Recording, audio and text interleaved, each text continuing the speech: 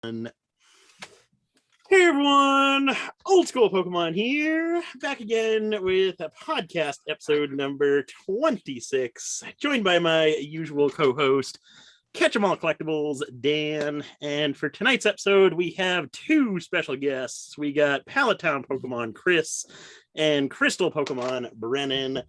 How are we guys doing tonight? How are you guys doing tonight? Good. How are you doing? Well. Well, it's good to have you guys back. It's been a while since we've all been together. For those of you who don't know, we were all down in Orlando together at Collecticon, which was a fantastic time. So I guess we'll mix things up a little bit tonight, and we'll start off by talking about Orlando. And then afterwards, we'll hop into the questions afterwards. Mix it up a little bit for this 26th episode. Chris has got an early curfew, so he's gonna have to duck out. Yeah, I do. I'll stay around for as long as I can, though. But yeah, Orlando. So I came into the weekend a fair bit later. So if you guys want to start off on, I think Nick, you were down there first, right? Yeah, so I flew down Thursday night, Thursday afternoon, Thursday night, and basically when I got there, I just Gem Mint Pokemon, Zach, and oh god, I don't even know her Instagram name. But Bonnie was down there. Yes. There we go. So her and Zach were down there, so I hung out with them Thursday night, grabbed some dinner, grabbed some drinks. That was a fun time seeing them. And then Friday, really didn't do too much. I basically just hung up by the pool all day, which was nice. And then Friday afternoon is when Chris and Brennan came in, and we got to actually go to the convention center, check it out. I was thinking about setting up that day. The convention was Saturday, Sunday. I was thinking about setting my stuff up that day, Friday. Correction. You did set up, and we helped you, and then we had to pack it all back up again. Yeah, pretty much. Yeah. Yeah, that was a top-notch security over there. He literally had his head on the wall sleeping. Did a lot of people though like set stuff up and then just leave it? Just Nick. Yep. No, there were a decent amount of people who had stuff that either they were setting up or they had set up beforehand. A lot of like the Funko Pop sellers had all their stuff set up. Mm-hmm.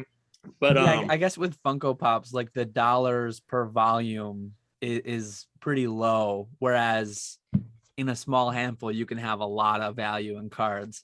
Yeah, exactly. Yeah. Exactly. I mean, Nick had a bunch of CGC slabs, so could have left those ones. Man. Yeah, no, I thought we all rented cases there.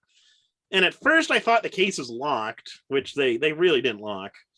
And then I thought they were going to have like security guarding all the entrances, which they did, but the security guys that were there did not seem to be doing a very good job. So yeah, we set up everything all nicely and then tore it all down, but we got to see our tables at least, so that was pretty cool. That was exciting. And then I don't remember what we did Friday night. I don't think we did much. We went and grabbed dinner. We got dinner, and then you and me went for a good night swim. Remember that's right. Yes. Excuse me? Hey, man, it was a nice pool over there. We had to take advantage of it. Yeah, that's true. As far as the logistics of setup, could you go like between certain hours, or were you assigned a certain time to go set up? So Friday, they allowed setup. It was like between 10 a.m. and 8 p.m. or something like that. So it was pretty much the whole day. You could go set up, go get your vendor badges, all that fun stuff. And you must have at least gotten like your banners up, right, that day? Yeah. We put our banners up. We put our cases on the table, all that stuff. Yeah, And, the cases that they were renting out too, they were pretty good cases. Yeah. Yeah, they definitely looked nice. It was Mhm. definitely a nice presentation.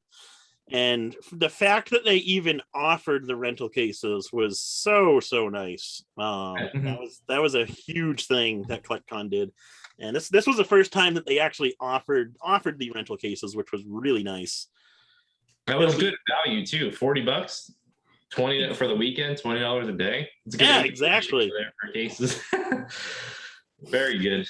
One thing I told myself I wanted to do this after the Collectors Con in Tampa.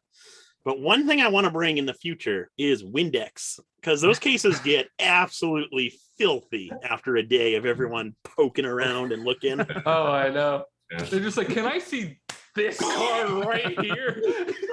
And it's just a fingerprint all the way down through the case.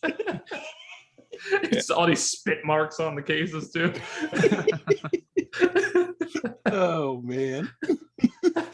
Yeah, that's actually a really good idea to bring some Windex. That would definitely help your sales. I think so. Present everything. I did wipe down our cases on day 2. I didn't have Windex though. I just had a paper Wipe them down. But yeah, they were pretty bad. You wiped your shoe down, but you didn't wipe my cases You got down. a whole row. I'm not gonna go over there. Plus, you always had people there all the time. Oh, this guy didn't stop selling. He was. Well, we haven't gotten there yet. Oh, I'm sorry. Don't jump the gun. No, you're good. I'm sorry. Well, after your late night romantic swim, then you closed in for the night, right? And we're ready for. I think Friday night was a pretty early night for us. We went for a romantic swim. Hotel had a really nice pool, which was awesome. Yeah.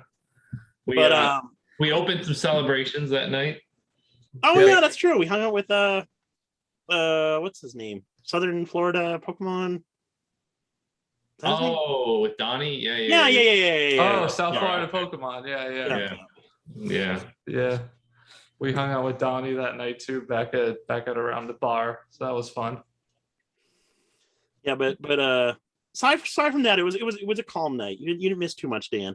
And then Saturday morning, they opened the venue up at 8 a.m. for the vendors to set up and everything. And then 9 a.m. was the opening for the VIPs. They did 9 to 10 for the VIPs, and then general admission was 10 to the show ended at 6. So I got there bright and early at 8 a.m., sat around, set up all my cases, waited for Brennan and Chris to show up. They finally came strolling in around 8:45 or so. We got you lunch. That is true. You did give me a really good sub.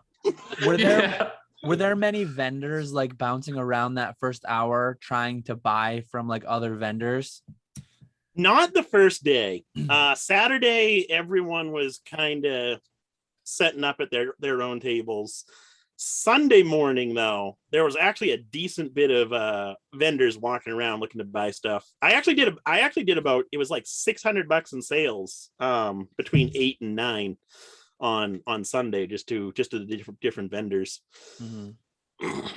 But yeah, once the show started Saturday morning at 9, it was literally nonstop from 9 a.m. till was like 2:30 or 3. Whenever Vanilla Ice started performing, it slowed way down, because that music was way too obnoxiously loud.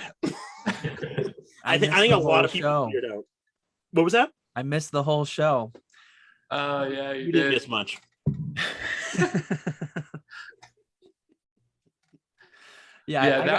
I think I got down there around 3 is when I landed, 2 or 3, and then I got over to the show maybe around 4. So I was only there for the last couple hours Saturday. Yeah, no, it definitely calmed down on the afternoon of Saturday, but yeah, the morning was nonstop. I started my morning off it was like 9:10. I sold, it was like $1,200 to Cloud TCG on Whatnot. he bought a whole bunch of my CGC Japanese WOTC Holos from me. So that was a nice sale right from the get-go. And then after that, it was literally just nonstop people coming up to me looking to sell stuff, buy stuff, just talk Pokemon, which was awesome. It was a really fun day. I thoroughly enjoyed that. This guy couldn't leave his table to go to the bathroom. He'd have a line when he got back. Yeah, when he did, I literally would just hand him cash multiple times. Like, yeah, I just sold this for you. He's just like, oh, sweet. I'm like, little did he know I put a 20 in my pocket. Take that commission. The sub, Nick. That's an expensive sub. You were popping though all the time. I remember when Cloud TCG came out, he's like, "Yeah, I'll take the whole case," and you're like, "I was like, damn, that's a lot of work over there, Nick." But yeah, you constantly had people coming up, and it was crazy. I remember that when you went to the bathroom one of the times, there was an older guy that came in, and he was looking at your, I think it was a CGC 8 base set Charizard, and then you had a PSA 8 one, and like I think the CGC 8 one was priced like $150 less than the PSA 8 one, and he was like 50 years old, and he was talking about it. He's just like, yeah, I remember this from my childhood. I don't really know, but and then and he was just like, yeah, I really would like to pick this up. I'm doing a binder collection.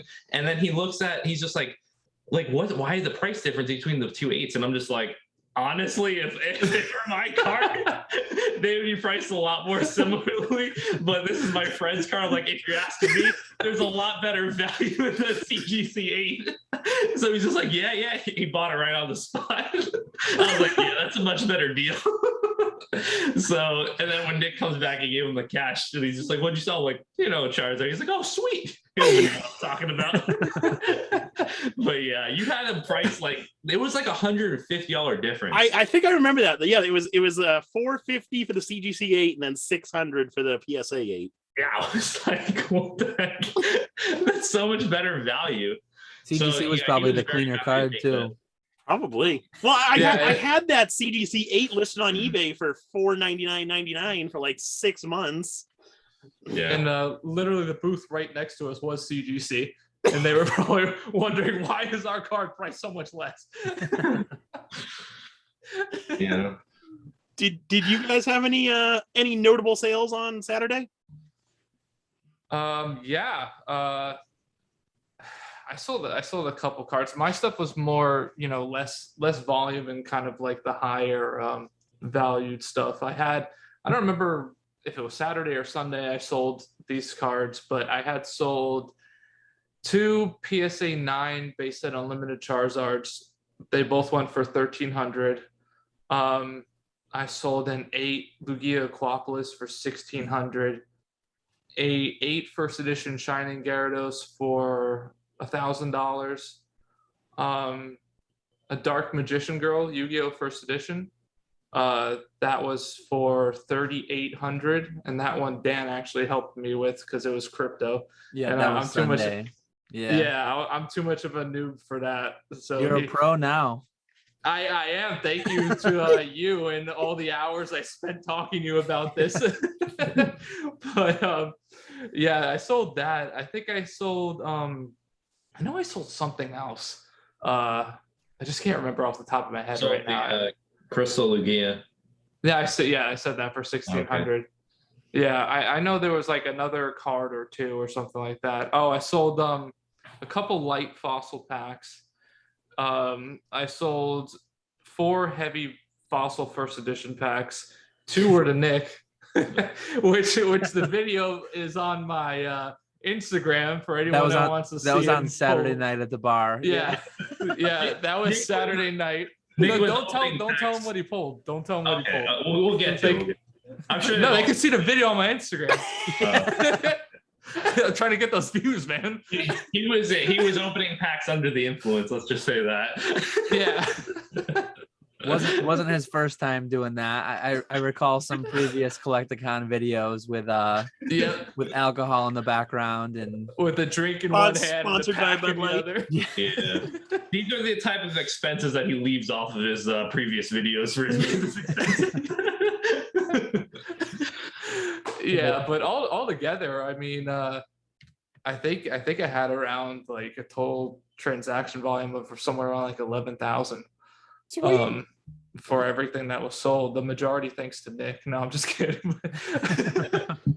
No, but it was really good. Like it was great, honestly. You know, I say that sometimes, like when you go there, you don't have to think like, oh, like I'm gonna have to sell stuff for cheaper than the cheapest on eBay or something like that. Like you don't have to think that, because there is value also to people that are buying at events that it's right there and they could pay you and take it immediately. You know, they don't have to worry that they're going to be scammed or that an item's going to get lost in transit or something. They're going to have to open up a claim and all this stuff. So sometimes they're willing to pay a little bit more too, just to have that, you know, hand-to-hand transaction. And they can see like the exact condition too. You don't have to worry about, is the case going to come in scratched or cracked? Is it going to be a week 9, week 10, whatever? I mean, you see with your own eyes the exact card. So there's definitely a lot of value in that. Yeah, absolutely. So I'm just saying that, like, if anyone thinks that, oh, like if I go to those shows, like I'm gonna have to price really low or something, that's, you know, that's not necessarily true. I mean, you can definitely have good transactions there too, you know. Oh yeah, and you get cash. Cash is king. Cash is king if you could get cash. At the show, I sold a CGC 7.5 Gengar Misaki, and it sold for like $520 cash at the time. And then what Dan was saying, though, when you could put it in your hands and see the card, right? So he picks it up and he's just like, yeah, I'll take it for $520, and we did the deal. And then after he gives me the cash, then he walks away and just like, wait, why is the label green? And the card was inked, because on the back of the card it says inked. I'm not screwing this guy, I promise. I've never been able to see any inking on the back of the card at all. But CGC, you know, deemed it as inked. And like I don't know how, but he only realized that it was green after he already bought it. But that kind of goes against Dan's point of being the card person. I feel like if you were online, he would have looked at that a little bit better. But yeah, that was my sale for the first day. It was an interesting one. That's funny. Yeah. Oh, one more sale I wanted to mention. That was probably the most exciting sale that I had the entire weekend. Jeremy Swolepoke, the end of Saturday, came up to me wanting to sell a few cards. He had 4 cards total. I bought 2 of them. It was a PSA, I think it was a PSA 8 Expedition Pichu. And then the other one was a PSA 10 Rocket Scyther Unlimited. And I was able to find comps on the Pichu, so we were able to make a deal on that one really easily. The Rocket Scyther, though, there was not a single sale for a PSA 10 Unlimited copy on eBay. And then I looked on Pokemon Price, and there wasn't a single recent sale list on there. So I was kind of hesitant to even purchase that card off of him. But we finally ended up buy it. You were like, no, hate you don't want buying stuff that doesn't have comps on it. Yeah, you felt pressured into it at that point. You're just kind of like, not that he was pressuring you, but you kind of just felt like you're just like, okay, maybe I'll do the deal. You didn't want to tell him no. So I think I ended up buying that for $500. So it was $500 for the Scyther, and then $300 for the Pichu, so $800 total. So I paid Jeremy out. He walked away. I had both cards just sitting on top of the case, and I was talking to you, Dan. And I just missed Jeremy. Yeah, I remember coming to your table, and he had just left. because that was not too long after I had gotten there. I think I did a quick lap just to check the tables out. Yeah, that was probably around the same time you got there. So I had the 2 cards just sitting out right on top of the case. I was talking to Dan, and someone, I should know his name because we've talked on Instagram since CollectCon too. It's like someone collector investor or something like that. It's something like that, yes. But yeah, there's so many variants. Collect and invest, or collector investor, something like that. It's one of those collect investor variations. But so yeah, he comes up to the table and asks, are you selling? Or we get to talking for a minute, and he asked if I'm selling the Scyther, and I told him yeah, I'll sell it to you for, I really didn't know what to say. You just shot a number. So I told him I'd sell it for 800 because I paid 800 for the 2 cards, and he said, yeah, I'll take it. So he paid me 800 cash. I bought the card for 5, sold it 5 minutes later for 800, which was really exciting right there. And then I ended up selling the Pichu Sunday. I forget. I think I got 350 or 400 on the Pichu. But that was an exciting flip right there. It's nice when you can buy and sell in the same weekend. Yeah, that's a good flip. Or in the same 5 minutes. Yeah. And then you gambled away your gains that night. Yeah. Easy come, easy go. Yep, he did. Not able to hold on to that money. No. Heavy packs are a great product to have at events because, especially late at night, the alcohol gets flowing. And at an open bar, heavy packs are great. Yeah. I told Chris, I'm like, what are you doing, man? Bring all the packs down. Oh, you gotta make some money over here. I went with some heavy packs, but I didn't bring them to the bar. I should have. Yeah. No. Yeah, that's a dangerous combination right there. Yeah. Yeah, that is dangerous right there. That is. Oh man. Yeah, that was a wild one. Yeah. Yeah, so Saturday night, the event, I guess the open bar that was there, that was like a whatnot. Yeah, for whatnot sellers. Yeah. Oh, that was cool. Yeah, that was right at our hotel bar. That was a cool little event they had going on. Nice to warm up for the night of activities on an open bar. A little bit cheaper that way. I was when they say that warm night up, too. they're being literal. Yeah. I had a huge headache that night after the being vending all day. And then I think I had like a drink and a half or something, and I was just like, oh my God, my head was pounding. I couldn't take it anymore. And you guys were like, yeah, actually, we're gonna go to Senior Frogs now or something. Like, I'm like, oh man. No, we just leave the open bar after having multiple drinks. We walk over to the restaurant to eat, and Dan puts down 100 on the table and says, "What do you guys want for drinks?" I'm like, bro, oh yeah. I'm like, oh, just give me a Coke, man. I just want Pepsi or something. That's it. A Coke light on rum. Yeah, light on, like literally a little. Take it, put a little rum on your finger and just like blow it off into the Coke. That's all I wanted. I was gonna say I couldn't remember, but we did talk you into we talked you into something, but I do remember that the Coke with a light amount of rum. Yeah, and you probably still paid the amount for an alcohol beverage. I don't even know what I paid. The price was not lighter though, for sure.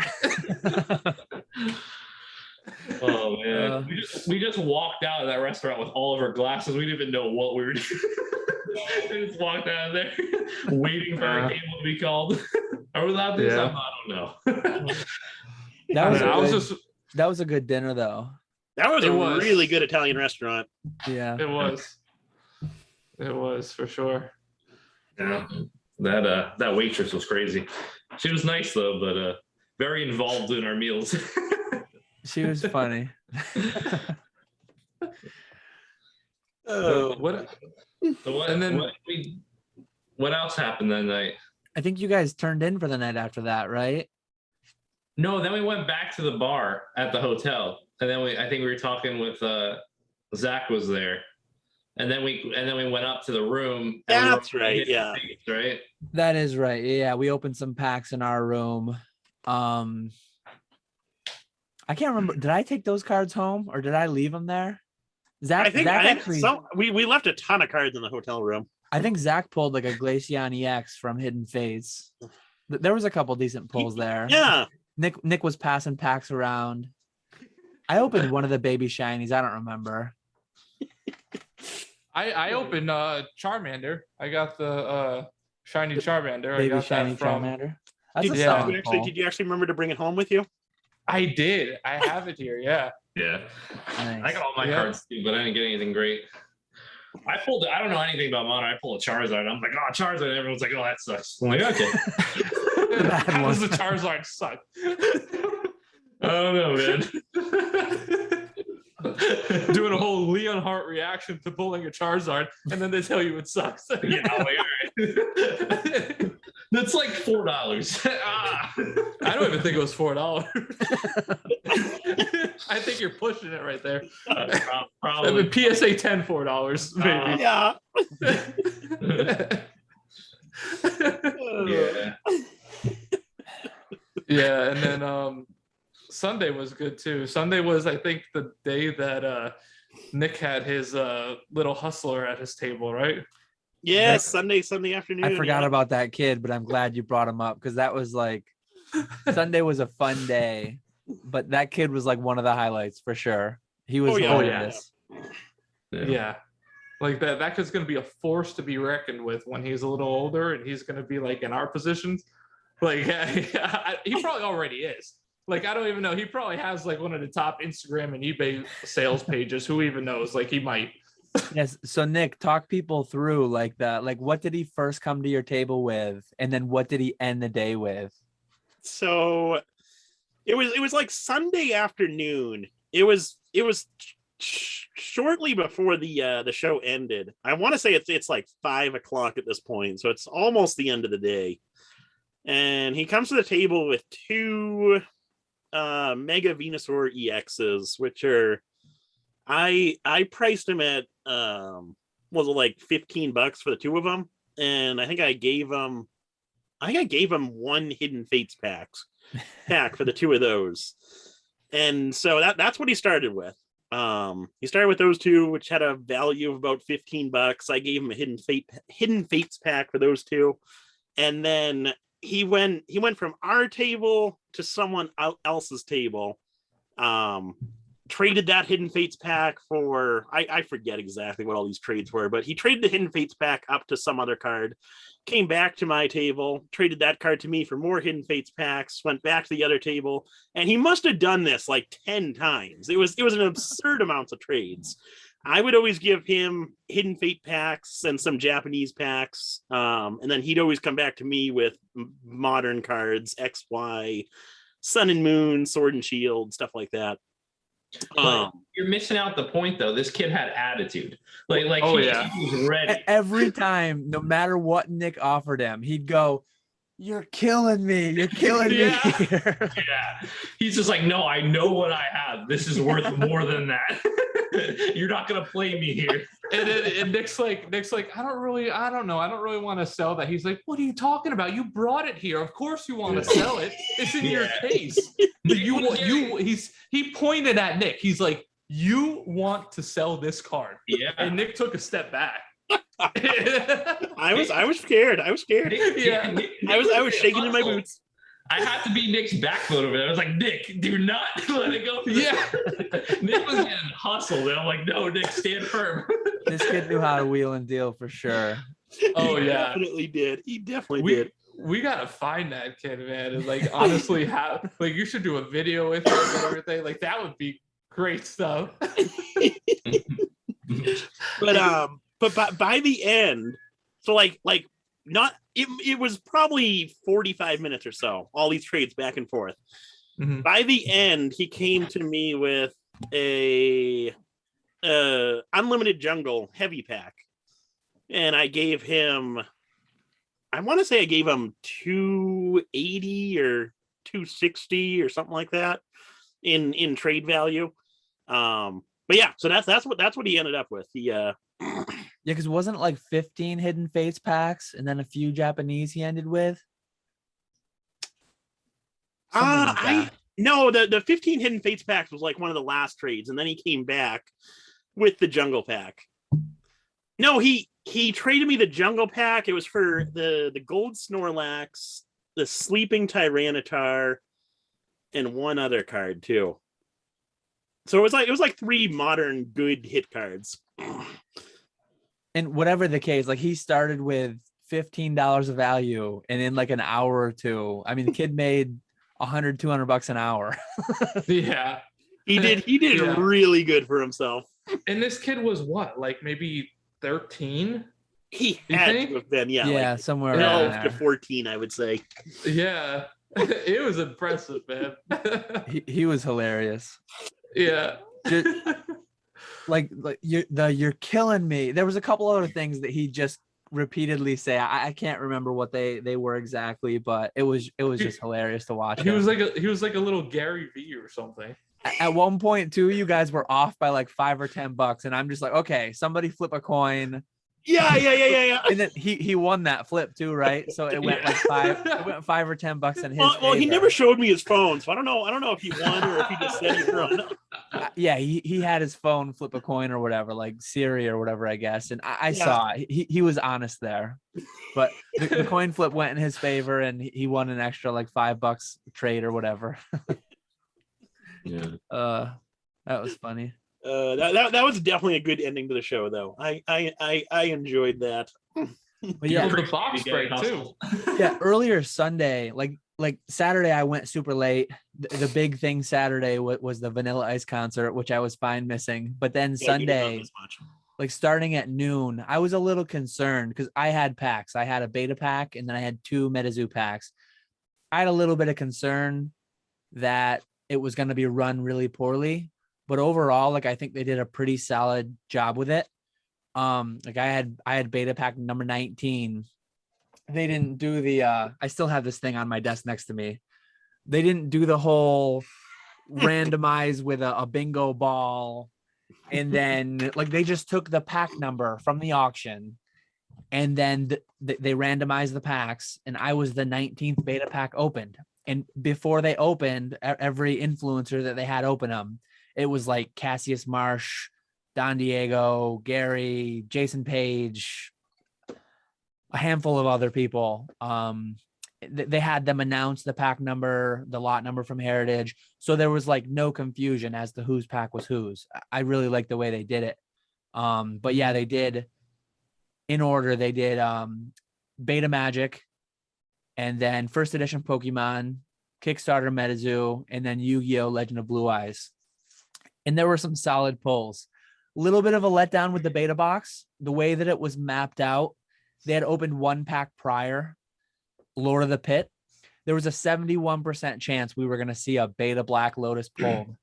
But Tavis King, I shouted him out on one of my videos, but he did an amazing job like breaking down both before, and he actually did like he did a follow-up video after the event, like a few days ago it came out. Just like mapping on the sheet exactly which rares were pulled and what the odds were of everything. But yeah, that was super awesome. But then so the only power that was pulled in beta was the Mox Pearl, and I think didn't Gary pull it? I wasn't paying attention to the magic box. I don't remember. Yeah, I'm not sure. I think it might have been Gary, but anyways, like this is more of a Pokemon podcast. So the base set first edition, Gary pulled absolute fire. Like I think he opened 3 packs, and it was the Charizard, Venusaur, which is his favorite, and then was it a Zapdos? Yeah. Yep. Yeah. So he went 3 for 3 with holos, just absolutely crazy pulls. I heard the Charizard was like super clean, so it'll be interesting to see if a 10 gets added to the pop. I talked to the guy that got the Charizard at the event. He said there was like a little white nick on it. So he's thinking it's a 9, but you know, who knows? We'll see. So that was really cool though, to see that box being opened up right there with such good pulls. You know, Gary pulling the Venusaur and the Charizard. Yeah, that was quite an event. You know, just to see that. And you also had what was crazy. You had the Yu-Gi-Oh box opened, the first edition LOB box, and like I think there's like maybe one video or something like that of someone actually like who recorded themselves pulling like a Blue Eyes from that box. And like it's just so rare to be able to pull a Blue Eyes from that box. And not only did they pull the Blue Eyes, but they also pulled the Dark Magician, which is like the Blastoise for Pokemon. Yeah. So they got the Charizard and the Blastoise from that. So that was insane. Do you have any idea what the odds are of like pulling the Blue Eyes, like roughly? Like how many holos? Is it 1 out of 3 for Yu-Gi-Oh too? I didn't even really pay attention to the Yu-Gi-Oh break too much, except for when people yelled. I forget. Yeah, I forget what it is. So I don't really want to, you know, say anything because I'm probably wrong. But I could tell you that like it's nothing compared to Pokemon. Like it's such a, it's, you know, the odds are so far against you, especially on pulling like something like a Blue Eyes. I might be completely wrong, but I think like when we talked about it years ago, I thought like you were kind of saying that it was more likened to like a Gold Star. Like pulling a Blue Eyes was almost like, say like if you were pulling like a Gold Star Rayquaza or something out of it. Yeah.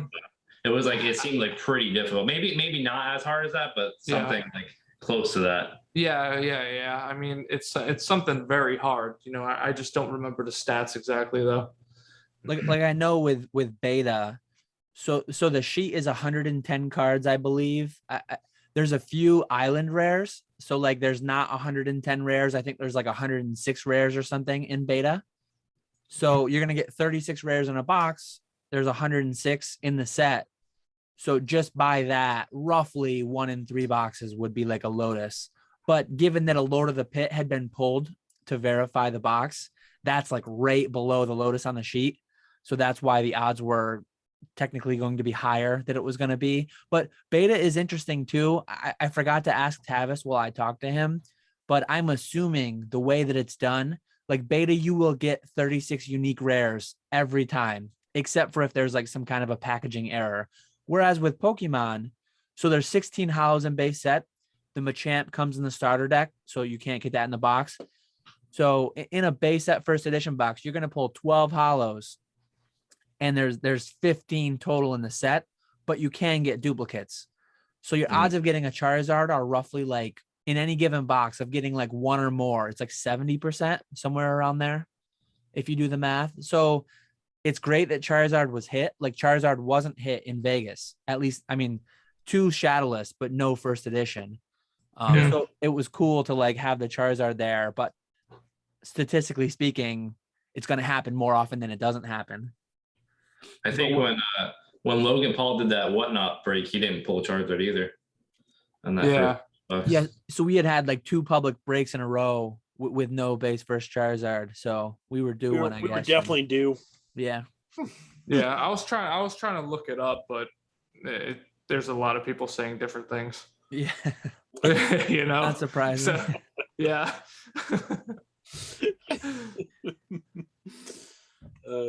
But yeah, overall Sunday was I thought Sunday could go either way.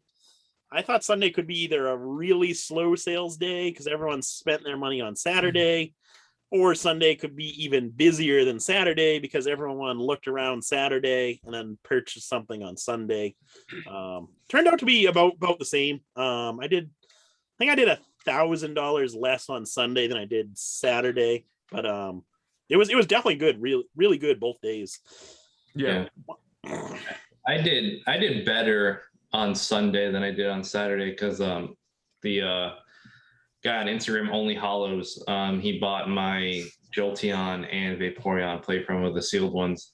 Those wound up going for like $2,800, and then he traded me on top of that like a Zapdos from Fossil, a limited PSA 8. Which I then flipped to Nick right away. Easy money, Nick over there. Nick's liquid as it gets for $40 over there. I flipped you for 40. It sells for like 50 on eBay. I'm like, sure, Nick. Here you go. Nick's trying to make that $2 profit. I think he was just being a nice guy at that point. But yeah, that was a good sale though. To end my weekend and kind of just be like cash positive after the whole trip, and being able to like get a hotel, go up to Orlando and just like spend some time with friends, meet a bunch of people, and overall it was a great experience. And to be able to do that, and at the end of the day, like not really have to spend money out of your own pocket, because I was able to make sales and kind of just it all worked out where I still wound up being a little bit of cash positive at the end of the whole trip. But being able to get like that free vacation almost out of it was just kind of like a cool thing to do and just experience. You don't really get to do that very often. Yeah. Yeah. I didn't I went down with a backpack of stuff, but like I went late Saturday. I wasn't gonna get a vendor table for myself. I planned on just borrowing a corner of one of Nick's cases on Sunday. But I forget who it was, the table next to you, Nick.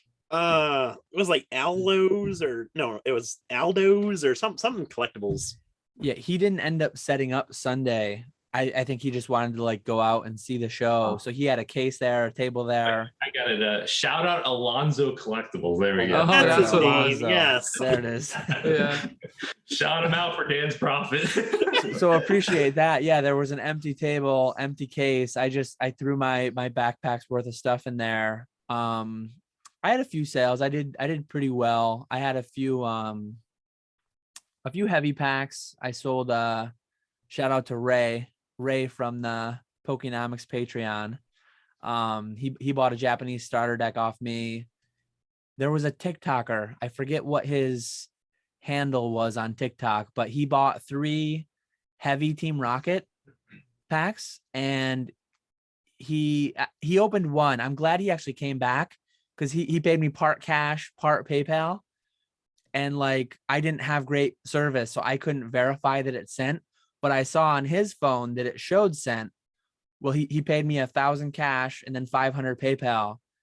Well, like half an hour later when I got reception, I didn't see it in my PayPal. So he came back to tell me that he had pulled a Dark Raichu from one of the packs. And I'm like, oh, hey, I was going to come find you. For some reason, that payment didn't go through. Really cool guy, nice guy. Like, he had accidentally spelt it wrong. Like, he put 2 C's in .com. So then he just like canceled that one, resent it. But I almost sold 3 heavy Team Rocket packs for $1,000. 1,500 was already a pretty good deal, but yeah, it was cool. What's that? It had the secret rare in it too. Yeah, like he had a good hit. He mentioned that he was going to open another one that same day probably, but then I didn't run into him again to hear what he had pulled. And then I forgot his TikTok name. So if you know any TikToker that recently pulled a Dark Raichu on there, let me know who it was so I can search him out. Also, there was that trade that took place with Jeremy Swolepoke and Gengar's Pokebros. That was for so Jeremy traded his PSA 3 Trophy Kangaskhan for a Seal Legendary Collection booster box. That was pretty cool. Yeah. That was a nice trade right there. Yeah, that was a big trade. Oh yeah. But yeah, I think it worked out well for both parties, because I think Jeremy had been trying to sell that Kang for 35 or something, and he hadn't gotten it apparently. Then when he traded for the box, I think he was getting higher offers on the box than he was able to get on the Kang, and the guy who traded for the Kang really wanted one. So I mean, that's the ideal trade, right? A win-win. They both get more value than what they had thought they had before. Yep. Exactly. So that's good. But yeah, no. Overall, Saturday and Sunday were both really fun at the conventions. I can't believe you guys didn't buy any packs. I bought 2. No. In the big break though, in the heritage break. Oh yeah. I surprised myself, probably because I spent $7,000 in the heritage breaks, but I had a few heavy packs that didn't sell. So my Rockets sold. I had a base one that sold. But I had 2 like base set 4th print heavy packs. I thought once the alcohol got flowing, I thought I was going to end up getting into my own supply, but I had them locked away in that little room vault. So I didn't get to them, thankfully. So I might open one soon coming up on YouTube. I'm coming up on 1 year soon on YouTube. Ooh. There we go. Wow. I still got to open my my jungle pack that I got from that kid. He probably scammed you. He's probably like, Yeah. He's gonna get a non-hollow Wigglytuff. yeah. Yeah. You're gonna open it, just gonna say chump inside. Oh god. That sounds about right. And also, for anyone who hasn't noticed yet, I do got a shout out. I met my boy Ernesto from you guys have probably seen him around all over YouTube, different comment sections, but he's in our Patreon too at Pokenomics. I had to confiscate this shirt from him because he was wearing a bootleg Pokenomics shirt that he had made. So no, he was wearing one Sunday or Saturday, one of the days. But Saturday, then he gave me this one Sunday before he left. So really cool.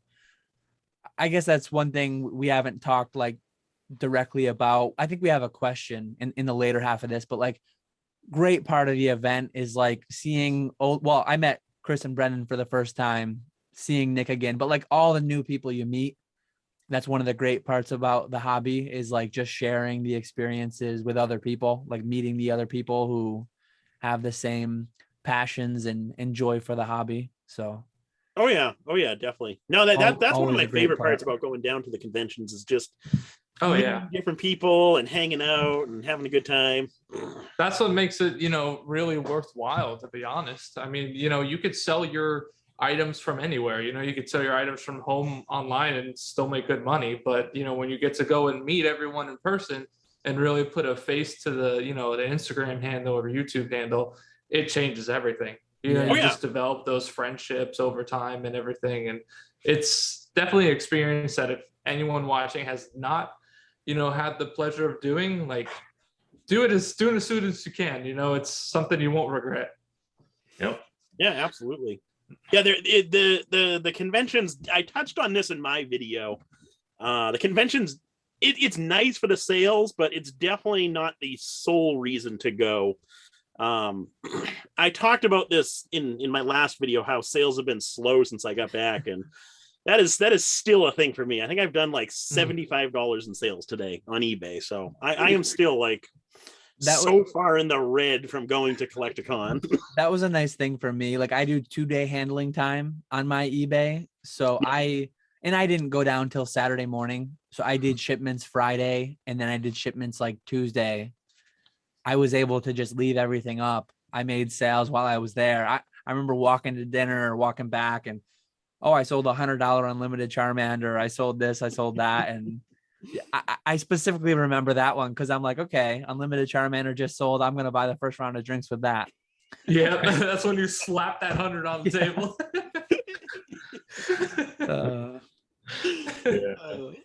Yeah. I think Nick took it a little easy. He took it more of a vacation. He came down a day early. He left a little later. He's enjoyed himself by the pool a little bit. Yeah. Oh yeah, absolutely. My eBay store down, I'm done.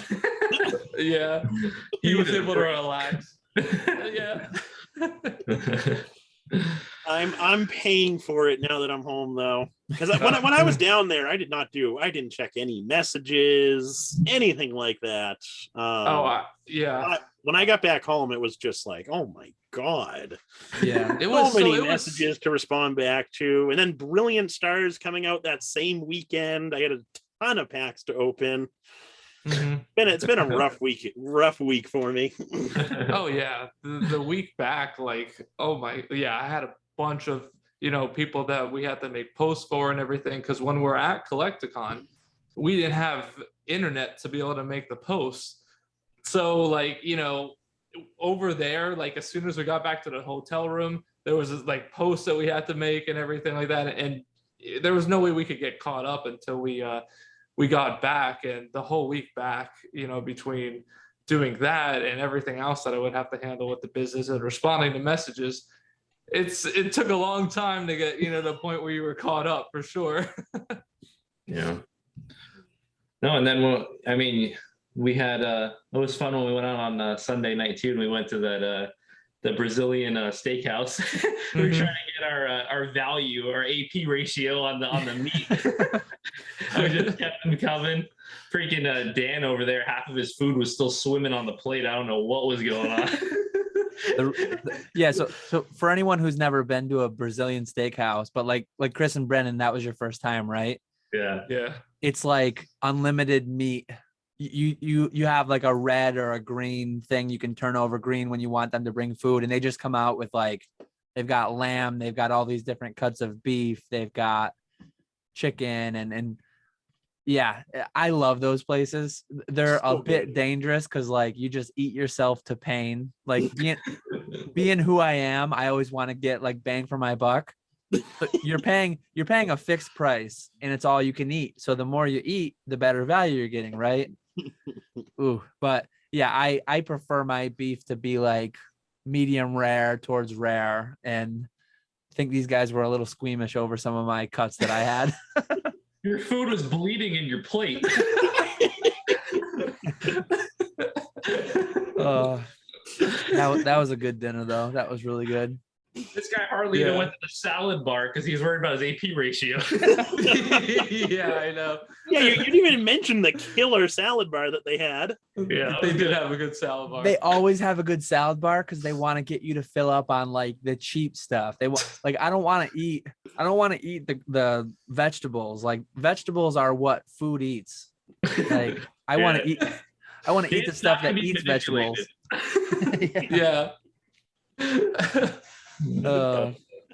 Yeah, I thought we were gonna do a little bit better though. I thought we were gonna handle it a little better. Like, I don't know, man. I just wasn't in for it. And we had a 3-hour drive home. 5 subs for lunch earlier that day. Probably. I know. I kept having the subs, and then like we had a 3-hour drive. I'm like, this is dangerous. I stopped by the restroom on the way out, and the toilet seat's like blown over on the side of the wall. I'm like, okay, people are definitely trying to get their value out of this place. I don't know what was going on, but that was a crazy night. Oh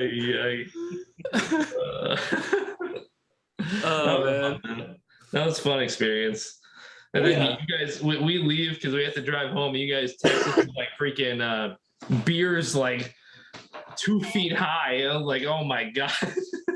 After being at the steakhouse. That's when and the first, like, I was so full, I didn't know how I was gonna physically drink, and then we had 2 each of those massive drinks. That was over at Senor Frog's. Yeah. Mm-hmm. They were like Bahama Mamas, or what were they called? Something. I forget what they were called, but they were pretty strong. I don't care what that woman who was sitting next to me said. They were doing some heavy pours there. Well, yeah, I don't know. I usually do beers, but I had a mixed drink there because all that, I had a beer with dinner, and then all that like salty. I needed something sweet to like curb that dinner. But they took like 4 bottles of liquor and just inverted them. Like it was like a bell bottom and then a long stem and then a bell at the top, the drink. The 4 liquor bottles, like obviously tons of ice, but the liquor alone, it made it to like the top bell. And then they did like a splash of pineapple juice, a splash of whatever juices were in it. It was crazy. Oh my god. Good AP ratio. But it was buy one, get one free, so we had to get 2 each. Oh god. Not to mention that was the 16th drink of the night. At least. And then he gave us a shot too, like frog legs, he called them. Oh yeah, yep. Which that was pretty good. That was good, yeah. And then Nick and I ended up staying up. When the hell did we go? Like, I had to get up to go to the airport at 8, I think. I had a 2.5 hour nap maybe, because we went to like some lobby over in the hotel, and there was a lot of people hanging out. That's right. On our way back from Senor Frog's, we hit up a Walgreens. I grabbed a 12-pack of Yingling, and Nick grabbed Bud Light or something. Yeah. And then we just went and hung out. We hung out with Hitmontan and Beehives and Claire's Lair. And I forget his name on Instagram. So I know his Beans Instagram account. I just thought about that. Beans and I slabs. forgot about that. I owe him. I thought about that earlier today because I'm thinking about making chili soon. I gotta send him a picture for Beans and slabs. Beans and slabs. That was it. Yes. He's literally got an Instagram that's just called Beans and Slabs, and like he has some good cards. He has some really good cards that he has. I don't know, like inside joke between somebody, but somehow this meme was born of like sending pictures of Pokemon card slabs next to beans. And many beers in, it was probably a lot more funny than it sounds now, but I gotta send a picture to be featured on that for sure because he was funny. Oh man, what was his name? I forget his Instagram name. But, I think it had Florida in it, didn't it? No. I couldn't even tell you. Too many drinks that night. Yeah, I was. I'm surprised you even remember half the stuff you remember.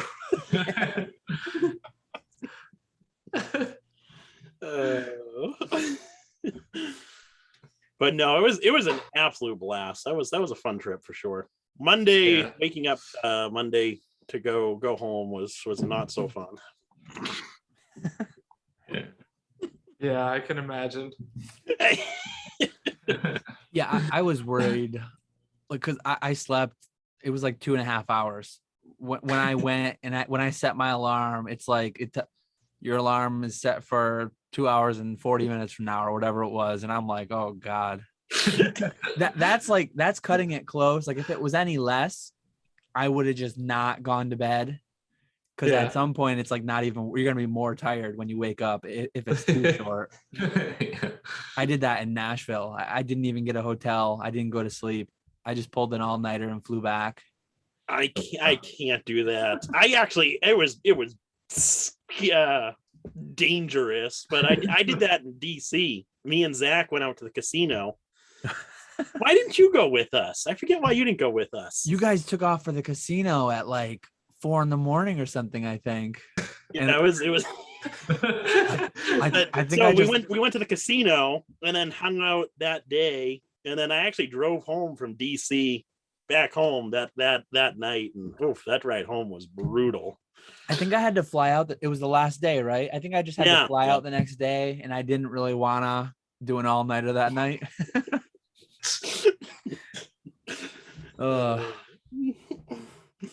Oh boy. Good times though. Good times in Orlando. Oh yeah, absolutely. Lots of fun. Yeah. No, that was a lot of fun for sure. And now we get to look forward to Charlotte, and then you, Dan, definitely convinced me to go to Denver too. Yeah, there's a good crew going. There's a good crew going to Denver, I think. So Denver, you said, is in October? Yeah, October 15th and 16th. Yeah, that sounds right. Okay. Yeah, I'll see about trying to go to something like that, because as long as you guys are going, it'll be a ton of fun too. So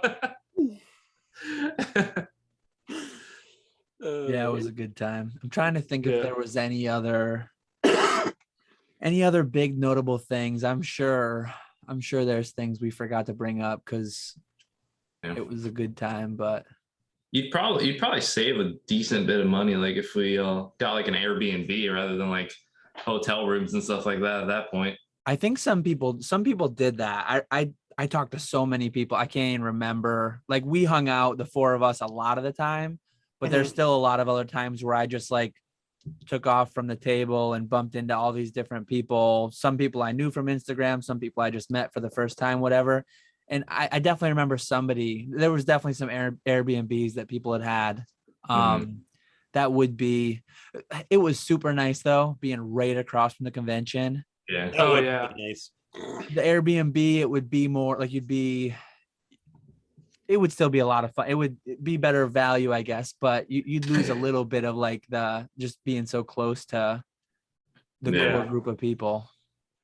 Yeah, I think so too. because all we had to do was just walk directly from the hotel straight to the convention center, and that was a big plus, when you're over there vending. Yeah. Yeah, especially with the vending, because having to wake up even earlier and drive there would have been. And then you would have to pay for parking too, if you were going to go ahead and drive a car and then park there as well. So, or you got to get an Uber too, and then bring all your stuff with you, and that's a big pain too. Yeah. Yeah. Yeah, and I'd mentioned, I think before, like I'm not sure if I'd want to vend anything. But I almost like the tables are pretty reasonable. I might just get a table for the next one and do more like what Chris and Brennan did. Like I could go down with a backpack worth of stuff and you can fill out a single case with 40 slabs ish, right? Somewhere in there. No, I think it was 60 something. 60. Yeah, a little over 60 per case we were getting. And that's like I thought I had a PSA box near me, but those hold like 20, right? I mean, you could easily fit 100 PSA slabs in like a backpack. Oh, easily, yeah. Like I got the super like saver tickets for my flight. I couldn't even bring a carry-on, or I couldn't bring a carry-on, like a full size. I had a backpack. I had everything packed into a backpack. A carry-on would have been like $50 extra, so I just had a personal item. But yeah, Orlando was nice because it was like I live in the woods. I fly out of Syracuse. It was a direct flight, and I think both Charlotte and Denver are too. Nice. They're having the collecticons like at hubs, which is nice, like big hub cities with big airports. So that's good. That's cool. Yeah, I think for the next one, I definitely want to do a whole half section. And then like if you or Chris or Brennan want to get a table, just so that way we don't have like one random table of a random person right next to us. That was they were super nice guys, but that was kind of a pain. If I had to go over to that last case there in the corner, I'd always have to ask them to move. And hopefully Alonzo's not watching. sorry Alonzo. Thanks again for letting me use the table Sunday. Apparently Nick wanted to beat you up. Yeah, I'm almost definitely down for like getting a table for Charlotte, because it's nice too. Like when you've got half a section and you know everyone, you can step away. Yeah. Like I had stuff in the case quite a bit. I mean, value wise, a decent amount, and I was comfortable stepping away because Nick was. I mean, these guys were there looking after it when I went over to the thing to watch my beta pack be opened. Nick wasn't watching anything. Let's be real here. The cases are nice though too, because like some people just had their slabs set out on the table. I don't know how people do that. It's scarier because like somebody could just easily just palm and scoop a slab.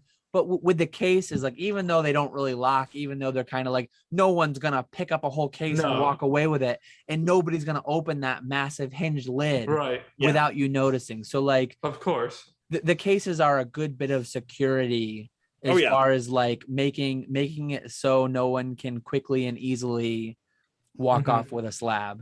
Yep, exactly. It's a must. You need a case there. Yeah, for your own peace of mind too. Yeah. Yep.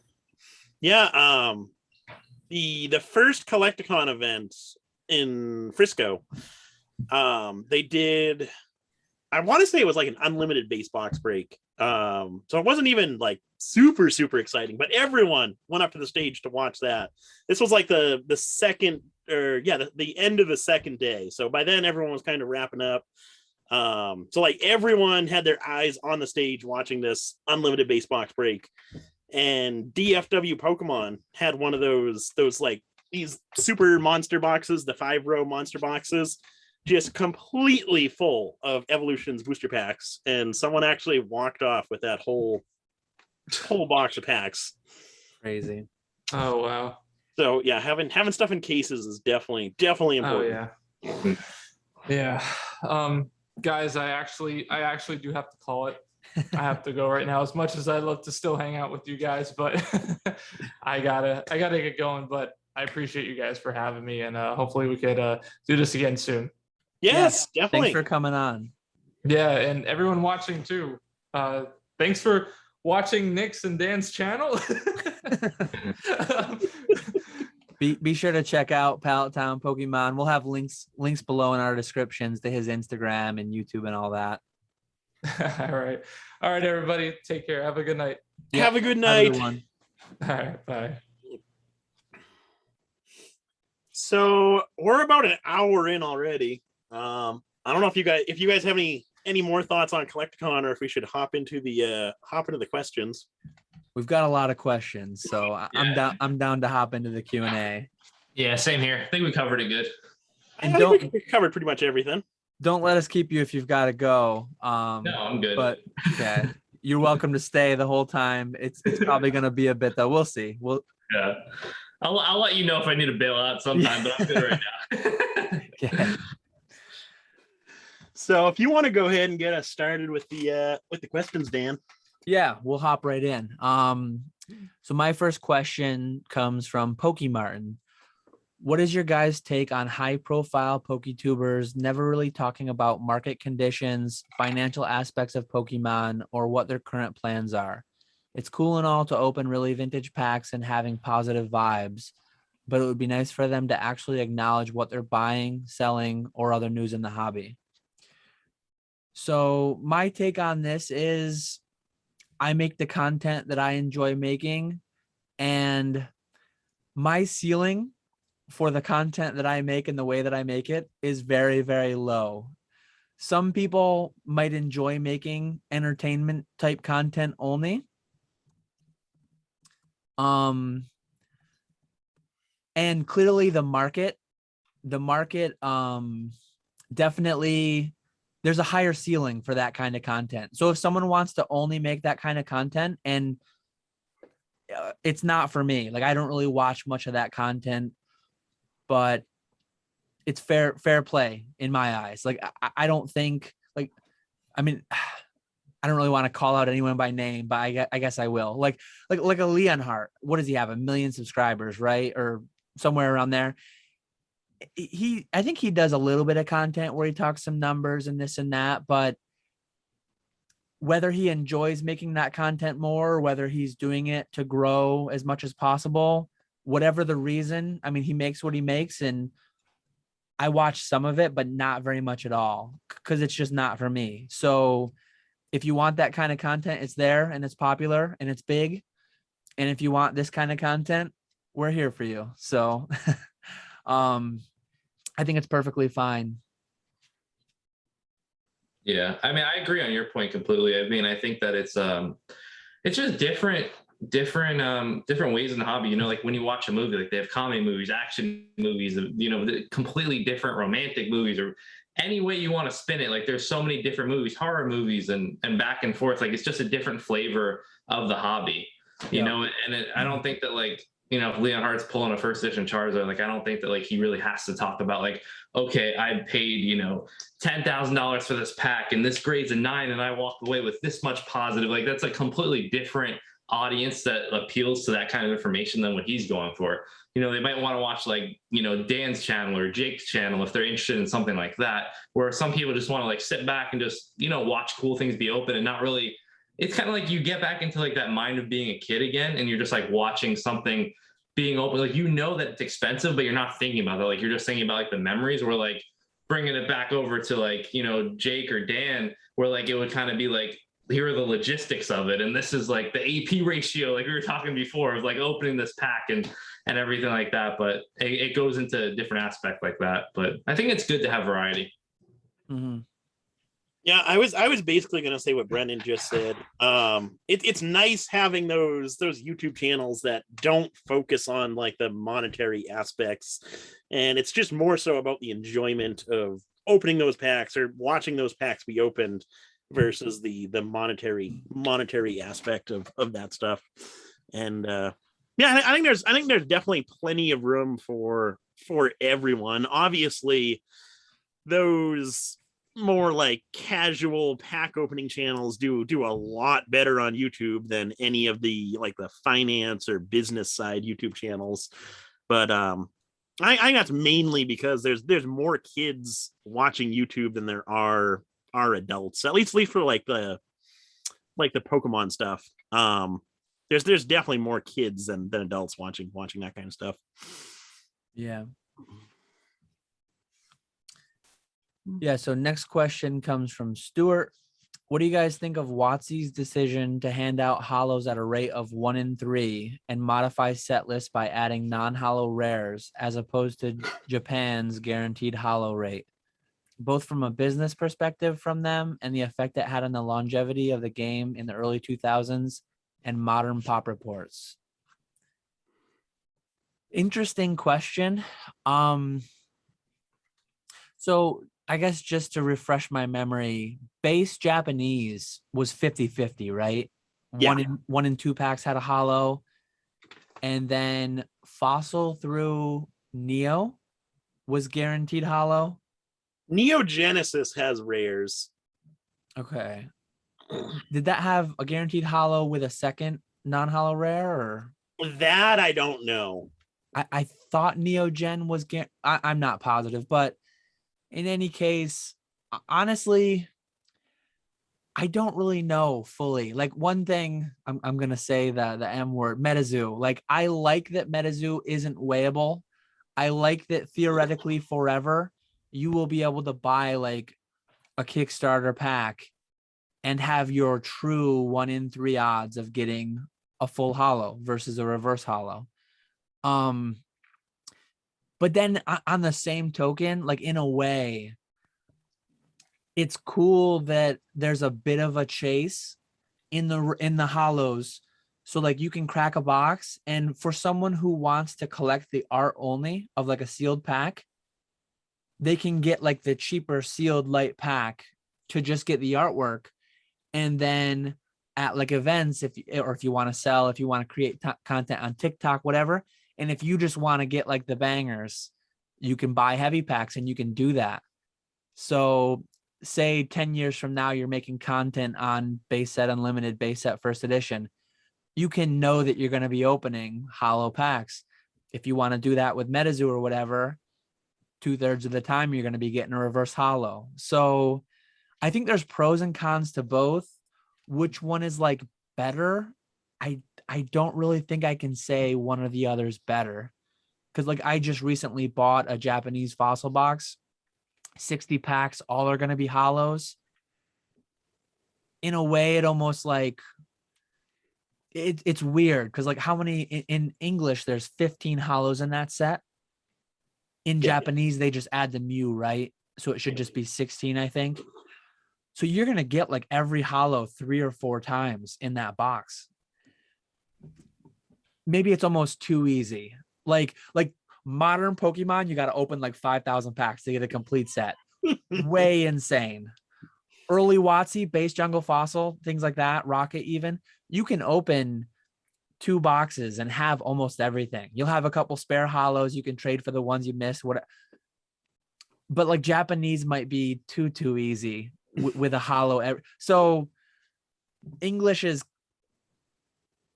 I'm probably more in favor of the way English did it, but yeah, every side has its pros and cons. That's kind of like my stream of thoughts on the whole thing. I would definitely say English did it better than Japanese. Having that guaranteed holo is fun when you're like opening the packs. It's cool to have that guaranteed hit, but it's not as special having that guaranteed holo as it is on the English side, where if you're buying unweighed packs, you have a chance of getting a holo, and it's more exciting when you actually pull that holo from an English pack versus a Japanese pack. And if English was set up similar to Japanese, where every single pack had a guaranteed holo, I think we'd see pricing kind of be similar to Japanese. I think the English pricing is a combination of it being the cards that we grew up with, plus the fact that the English holos are 3 times or 2 or 3 times harder to pull than the Japanese holos. Yeah. That's what I was going to touch on, that like he asked also from like a business perspective, and like from a business perspective, I think it's what helped English become more valuable, being that it was harder to pull more of a chase after it, and it also makes the population report smaller than it would be if it was in every pack. And I think at the end of the day, it makes the cards more valuable, desirable, and helps businesses grow, and things become more expensive that way. So I think overall, like, it kind of, if you're looking at like the investment side or something like that, it kind of it helps on that side versus Japanese being in every pack. And I'm a gambler myself. I think a lot of people in the hobby are kind of gamblers, because like the nature of, you open a pack, 2/3 of the time you're going to take a hard loss. And then 1/3 of the time, I mean, even if you get a good holo, a lot of times you're still, or even if you get a holo, I mean, there's bad holos. So it's a gamble. It's like a scratch off, but way more fun. Oh yeah, definitely. Because even when you lose, you get something, but it's a gamble. Yeah. That it is. So my first question of the night comes from James P. He asks, say Pokemon did go down the avenue of releasing serialized cards, and more specifically a 1-of-1 Charizard. How do you think that would perform against a BGS 10 Pristine or even Black Label first edition Shadowless Charizard, if one ever existed? Which do you think would come out on top in an auction? So I'm going to say Black Label first edition base set Charizard would absolutely blow away anything. I would say it would go higher than the Illustrator even. But in terms of a pristine 10 Charizard, which there are 3 of those out there, I would hope that it would sell higher than a modern 1-of-1 artificial scarcity Charizard. But the way modern is doing right now, even with like the whole supply chain issue getting fixed, modern is still doing really, really well. So I think there's probably some crazy person out there who would spend more on that 1-of-1 Charizard than one of the pristine 10 Charizards. But if it were me, I would obviously 100% go for the first edition base Charizard. What are your guys' thoughts on that? I mean, I would like to say that I know the answer, but I'm going back to what I've been saying a lot, is like you can't be rational in an irrational market. Like, it's like, I would think that the first edition Charizard would be the winner, like hands down, but knowing as crazy as people are, they might go for that one out of one, a serialized Charizard, and it just got made, fresh out 2022. Like, let me go drop hundreds of thousands of dollars on this card, and like, it's the only one. There's never going to be another one, guys. Like, the whole, what everybody likes to do. But I mean, I would love, like, for me, 100% the first edition Charizard, but I could definitely see people paying more for a 1-of-1. I mean, I don't agree with it, but I could see that happening in the market. I'm very much of the same opinion. So a 1-of-1 Charizard, if it were done well, and if it was like a good art, if it was released right, and not something, there wasn't going to be 10 different 1-of-1 Charizards every year. If it was just like, hey, it's the 30th anniversary, we're going to do a 1-of-1 Charizard, and then we're not going to do one again until the 50th anniversary, if ever. It would kill a PSA 10.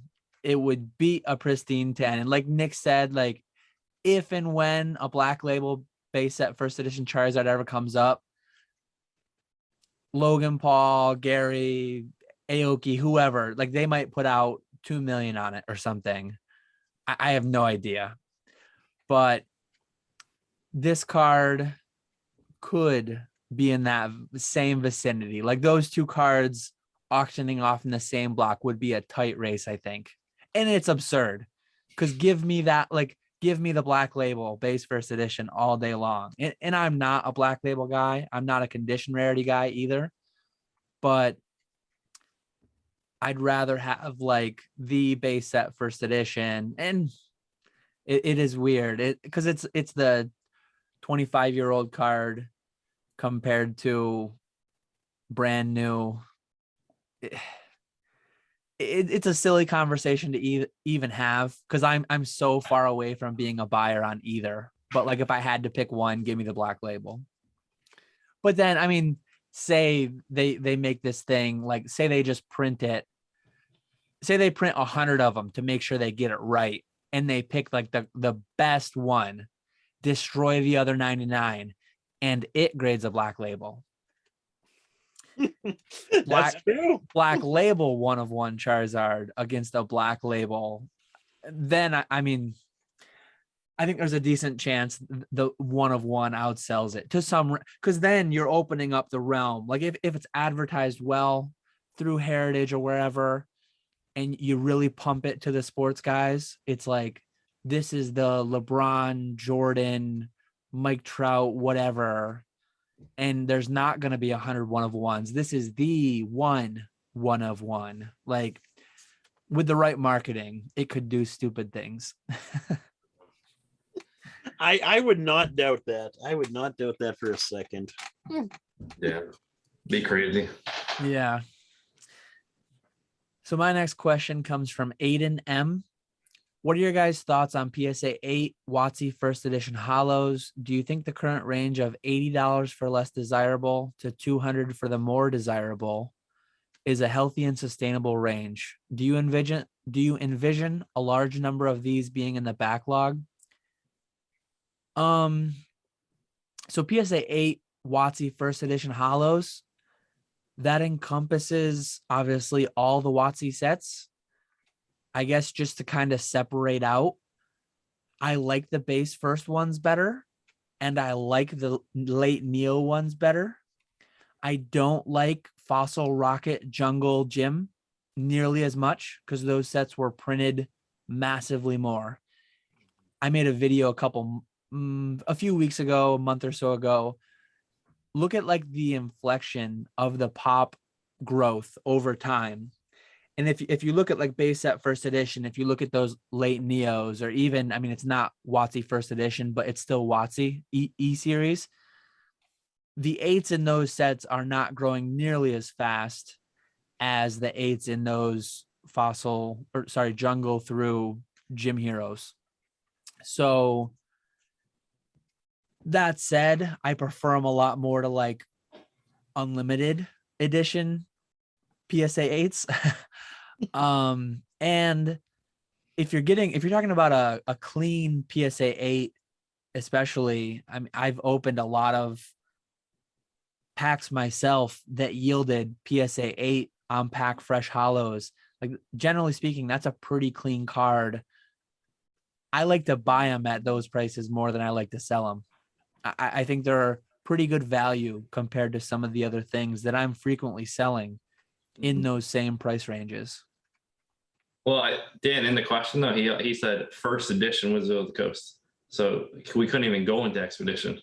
Yeah, I meant like those are WOTC, but they're not first edition.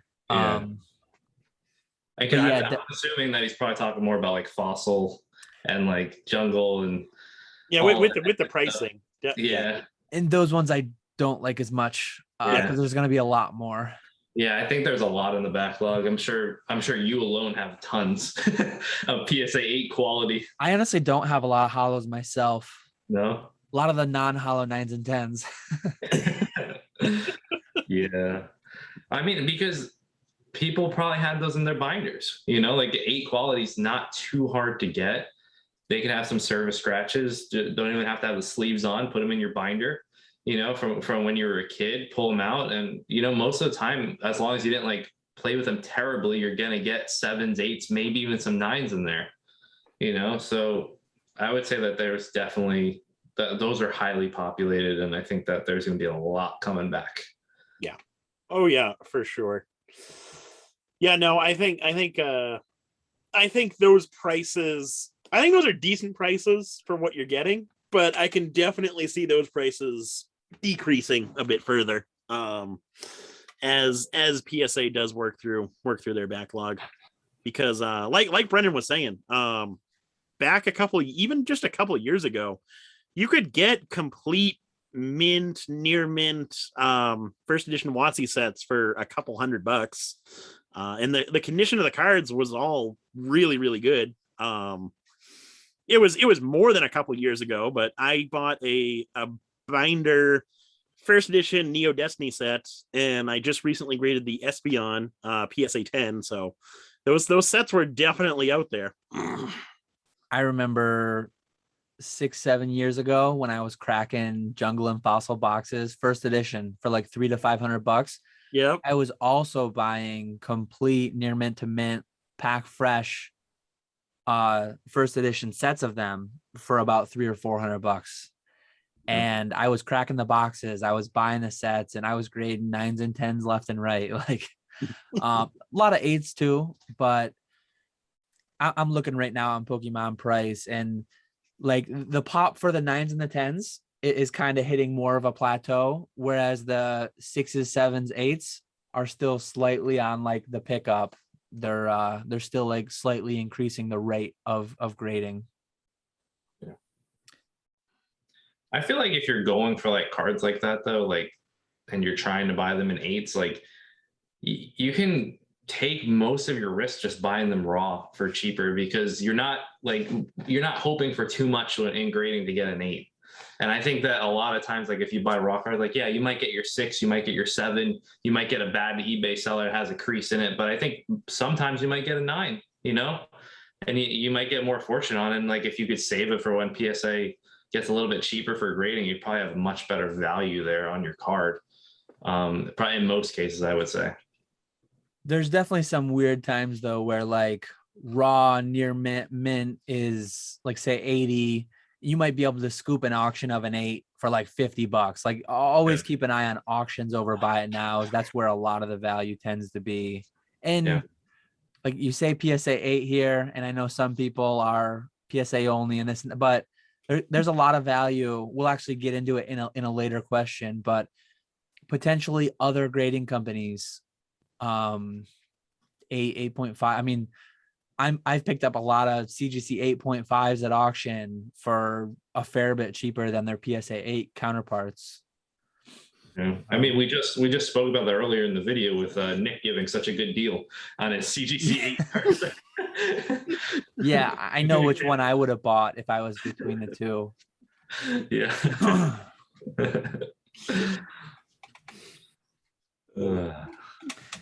So next question comes from Tyrone. Do y'all have any Pokemon collector discords, buy, sell, trade, or just discussion channels that you would recommend? Shout out the Patreon. I actually run a Discord through the Pokenomics Patreon, but there's a lot of, I mean, it's not a Discord, but shout out E4 as well. E4 was like my first foray into like the public Pokemon space. I wasn't doing YouTube much. I'd watch some videos here and there, but like there's so much information. There's so many knowledgeable people on E4. And then the E4 Discord is really like there. A lot of the same people are in there. There's a lot of useful information in there, but there's a lot of people in there too. And it's just like, I find it personally hard to have a conversation because it's like, there's like 10 conversations going on at once. It's like you're in the middle of a busy terminal and you're trying to like shout 50 feet away to somebody to like have it. And there's 50 other conversations going on. But there's a bunch of different smaller ones. Like Squeaks has a Discord, him and I think it's his now, but like him and Radar, when they were doing their thing, the podcast, they had one. And there's probably a ton of them out there. I'm in a handful, but the one that I run is the one I'm most active in. I don't know if you guys have any other Discords you'd recommend. I am terrible with Discord. I am not the person to ask. I do E4 every once in a while. Instagram even less. Discord, I'm basically non-existent in.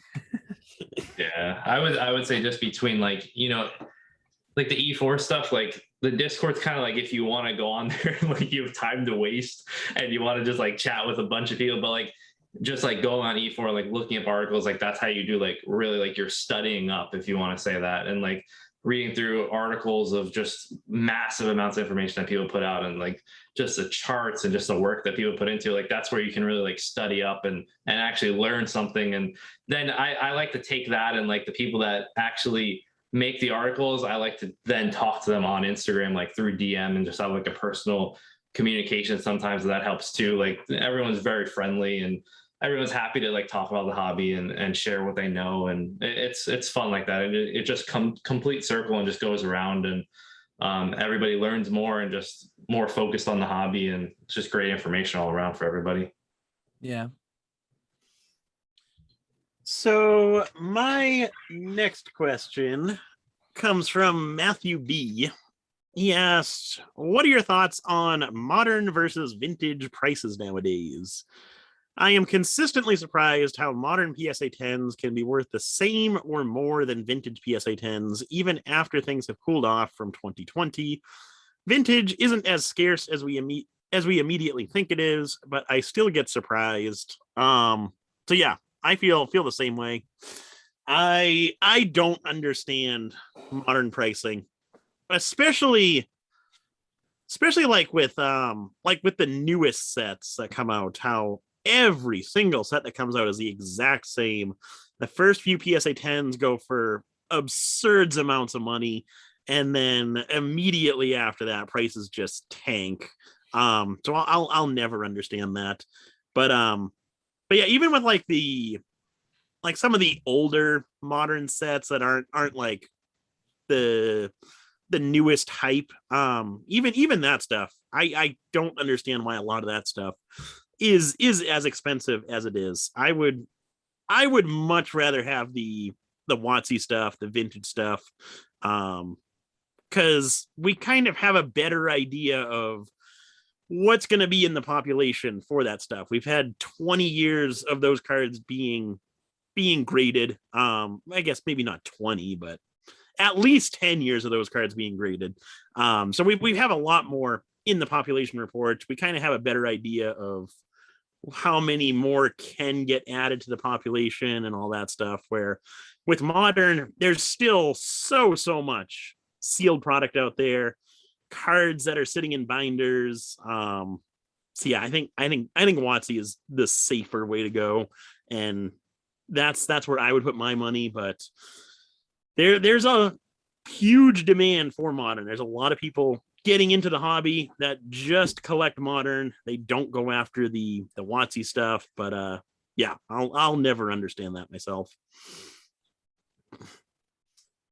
What do you guys think on that one?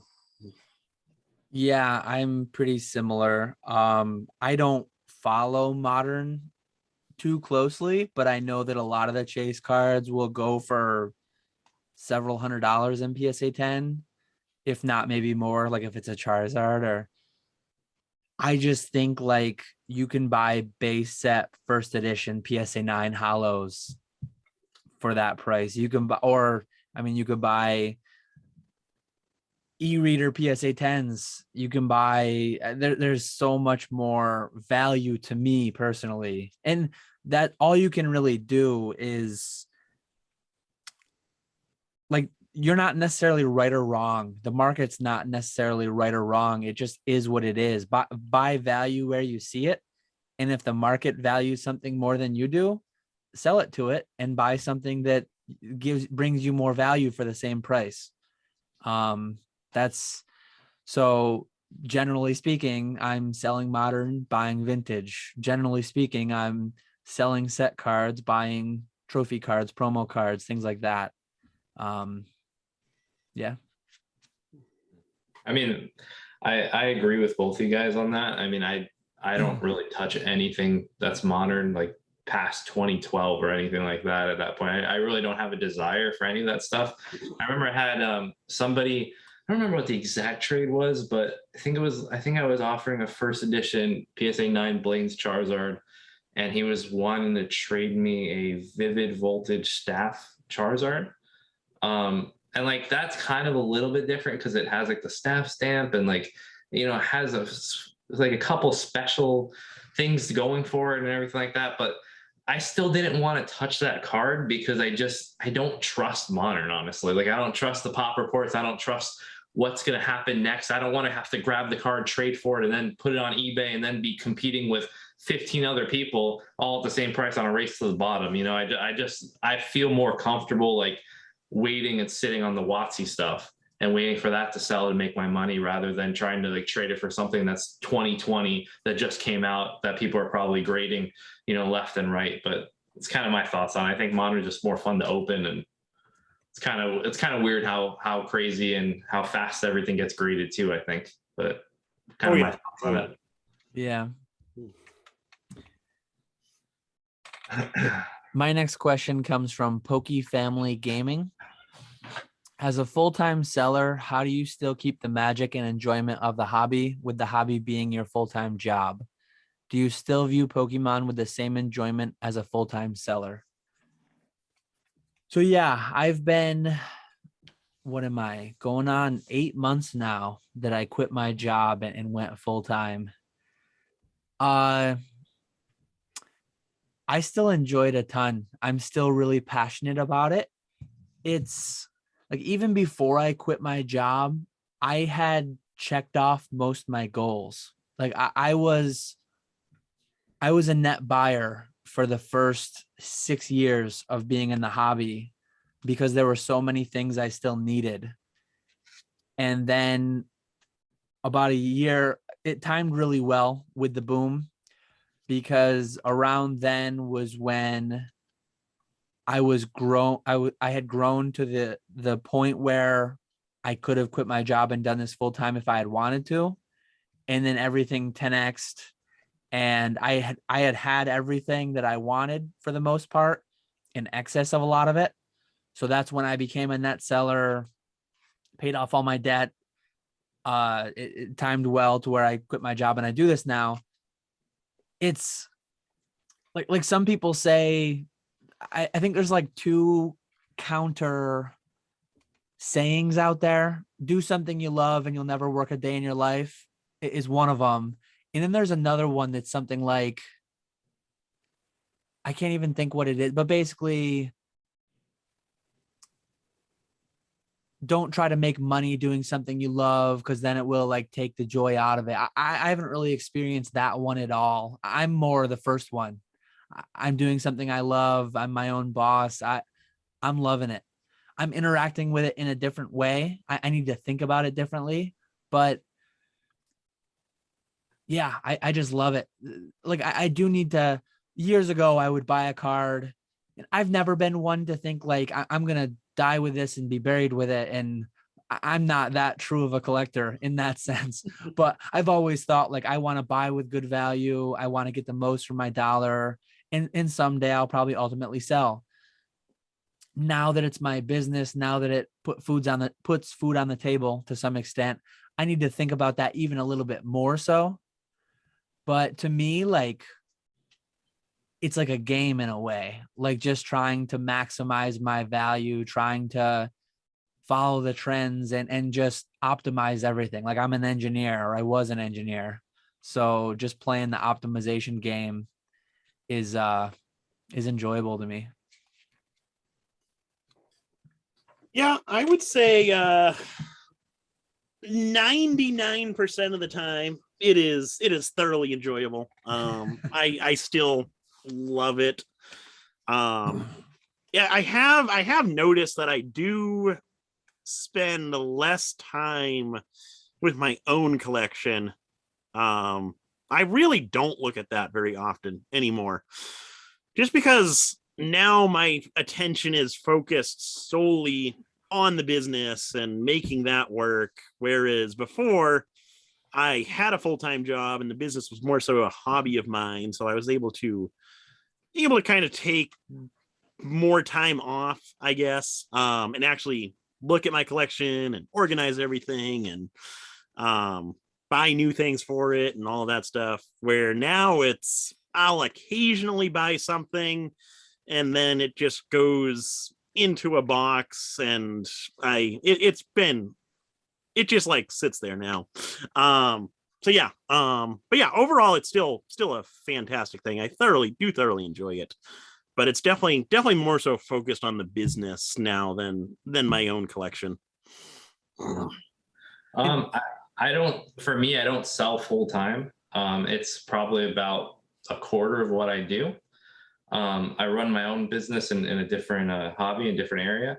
But as far as like Pokemon goes, like I can see kind of how you can get burned out by it in some instances where, like, say if you're relying on it so much and like prices go down or people aren't buying it, like sometimes you feel differently about that item than when it's going up. It's like with anything else, if you're holding a stock, right, you're loving that stock when it's going up, and then when it's down, it's like, man, this company sucks. I want to get rid of this company. Why did I sell? And that's how people feel sometimes too about cards, especially if you're using it to make money and for a job. You get emotionally attached to the card, yes, but at the same time, like you get bothered if you're holding on to something and it's not producing what you want it to.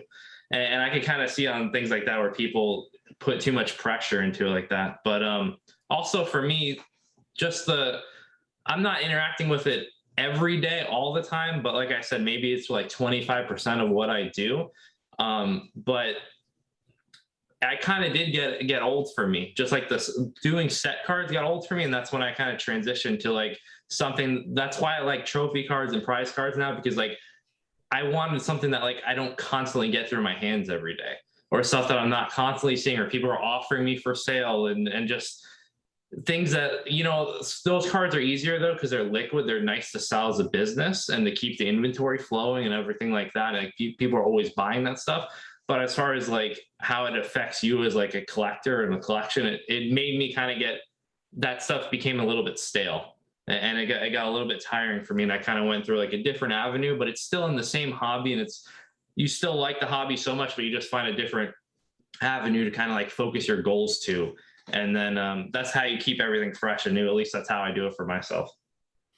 Yeah. Yeah. And it's such a massive hobby. Like there's still so much that I want to learn and get into that I still haven't found the time to do. Like I've been so busy this past 8 months since I quit my job, trying to catch up on the backlog that I built my first 7 years in the hobby. But like I haven't even opened. I enjoy very much all the new modern sets. I think we're in like a golden era of modern. The products are so cool. The sets are so good. I did open a bunch of celebrations, but like Fusion Strike, Brilliant Stars, I haven't opened at all really. Someday I will, and I'll get to where I have the time to keep up with them. But like once I get caught up with everything, I want to go back and I want to do like Japanese vending. I really haven't done much with. A lot of the early Cardass, Top Sun, things like that. Like I haven't done too much with. There's so much more that I could learn and I want to learn. And then like it's Pokemon right now. There's a lot of other like non-Pokemon things that are out there. Like I just bought a beta magic pack and reading up, watching some videos on that. Like TCGs are broad. Years ago, I sold coins, and like there's so many things that I could do just as a collectible dealer, not just a Pokemon dealer. And then for me personally, like right now it's 100% this business, catch 'em all collectibles. But like 5, 10, 20 years from now, like there's other projects, there's other business ideas that I have too. So if and when I get a little burnt on Pokemon, I have some ideas for things that I could look into working on. Yeah, that is definitely something I've thought about too, is if I ever get caught up with everything I have with Pokemon stuff. I definitely want to get back into, it'll always be like buying and selling stuff for me, is what I envision at least. Hopefully it'll work out. Yeah. But I'd love to get back into coins. I know we've talked about that a bit. And then I'd also love to I used to do this a little bit, just like going to yard sales, buying random things, listing them on eBay. I'd love to get back into that too, because I enjoyed that, going to different yard sales over the summer and stuff like that. But yeah, Pokemon's obviously gonna take a while to get caught up on everything. Yeah, I've had like family and friends and stuff like, oh hey, I heard you're selling stuff full time on eBay now. Can you look at this? Can you sell? And I'm just I can't do anything right now but what I'm doing, because I need to dig myself out of this. Yeah, exactly. And like my dad, even he has a lot of oddball car parts and snowmobile parts and things like that there's a lot of different things that I could do if and when the time comes that I want to or need to, whatever. But right now I'm having a blast.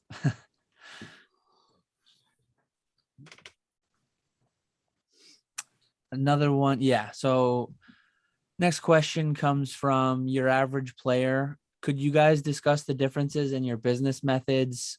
Cheap with a large quantity, that's Nick, versus expensive but lower quantity. I feel like I'm kind of like in the middle, whereas like Chris, who bowed out, he's more like he has the Instagram business going on, so he has like a different kind of thing, but then his buying and selling is more higher end than me. So yeah, it's like it's just two completely different business models. I think I outsource my low end in like low margin, high volume. I outsource that to Troll and Toad Evo. I try to personally, like my eBay is 95% plus just single graded cards. I think graded cards provide one of the best margins in the hobby if you're doing it right. And even in graded cards, like I do a little bit of the higher volume CGC 8.5, unfortunately, non-holos from WOTC sets. But yeah, it's both are potential successful business models. It's just which one do you have the expertise in, which one do you have the drive to go and do. Take your pick, do a little bit of both, whatever you want to do. It depends too, because like what sometimes, like for instance, like Nick, like he's constantly doing something. It's like he has his numbers and he's just like, it's not about like, okay, well, if this doesn't hit, we're like, if you're just somebody that does a lot of high-end stuff, you know, like more like I and Chris, and like it's like you might do maybe 10 sales for that month, but like if that 9th buyer doesn't buy, it's kind of a big deal. You know, every buyer counts a lot, because that's all it's a lot of profit per that one item. So like where Nick, if he loses a buyer, it doesn't matter, because he's got another 150 people waiting that day to pick up a $3 card. So it's just kind of like, it's a little bit more, I would say maybe a little bit more risky on that end of like trying to like for consistency. But yeah, I mean, it's also less work at the same time though. So it's hard. Like you can kind of use your time to do maybe something else that's more of a consistent flow. Where like Chris, he does a lot of ads and advertisements and other things like that to get more of a consistent flow. Rather than just waiting, you know, waiting like for something to sell like 4 times a week on eBay or something like that. It gives you something to do where it's more consistent payments coming in and out all the time.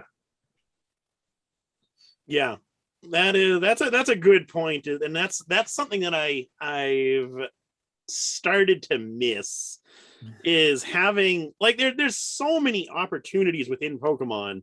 I've been talking with a few people on Instagram about how there's like arbitrage opportunity if you have the time between eBay, TCG Player, and Troll and Toad. You can literally buy something on eBay, list it on Troll and Toad or TCG Player, and it sells for like double the price. But again, you need to have the time to actually be looking up those products and doing all that stuff, which with my business model, which is high quantity, I don't have the time to be doing that type of stuff. It's just always something going on, always busy, packaging orders, listing new cards, sorting new cards. But I do enjoy it. I always liked having, like, even when I started my eBay business, I always liked being able to buy big collections of cards to just have that a lot of quantity of cards. And that's just always been more exciting for me.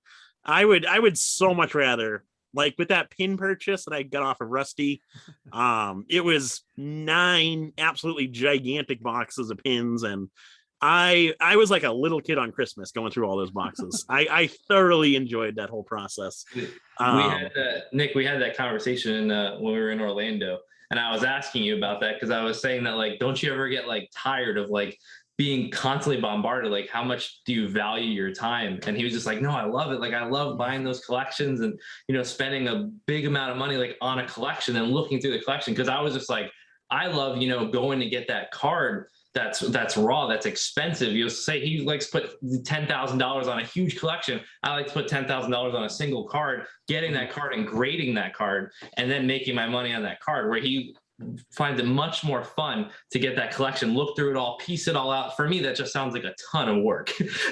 Like organization and notes and putting what I pay for this, grading it. Like, oh my goodness. Like that sounds like a bunch of work for me. Where like, I'd rather just buy the expensive card, grade it, and then sell it to somebody that's interested in a card like that.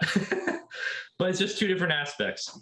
Oh yeah. Kind of like going back to the first question of the different types of content creators. Like there's just so many different niches and so many different ways that you can interact with this as a collector, as a business, as a content creator.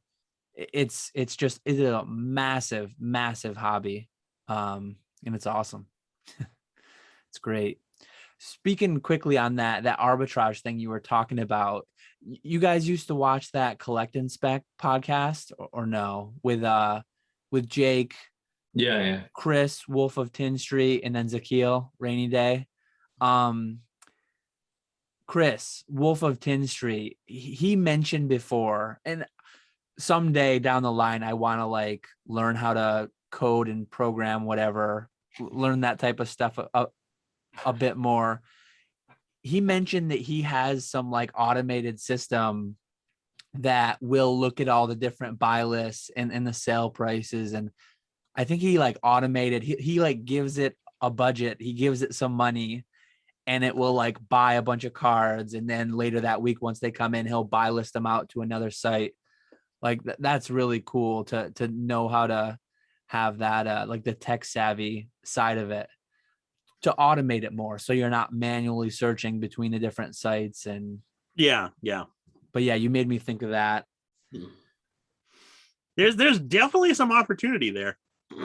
Yeah, absolutely. Good point. So my next question comes from Chase. He asked, I see that you and Dan went to Orlando with a large inventory to sell. Can the both of you speak a little bit about how you travel with your inventory? Moving your items by car is pretty straightforward, but how about the plane? What are the security checkpoints like? Do you carry on all of your items? What do you put into luggage, if at all? Other potential issues or points of concern?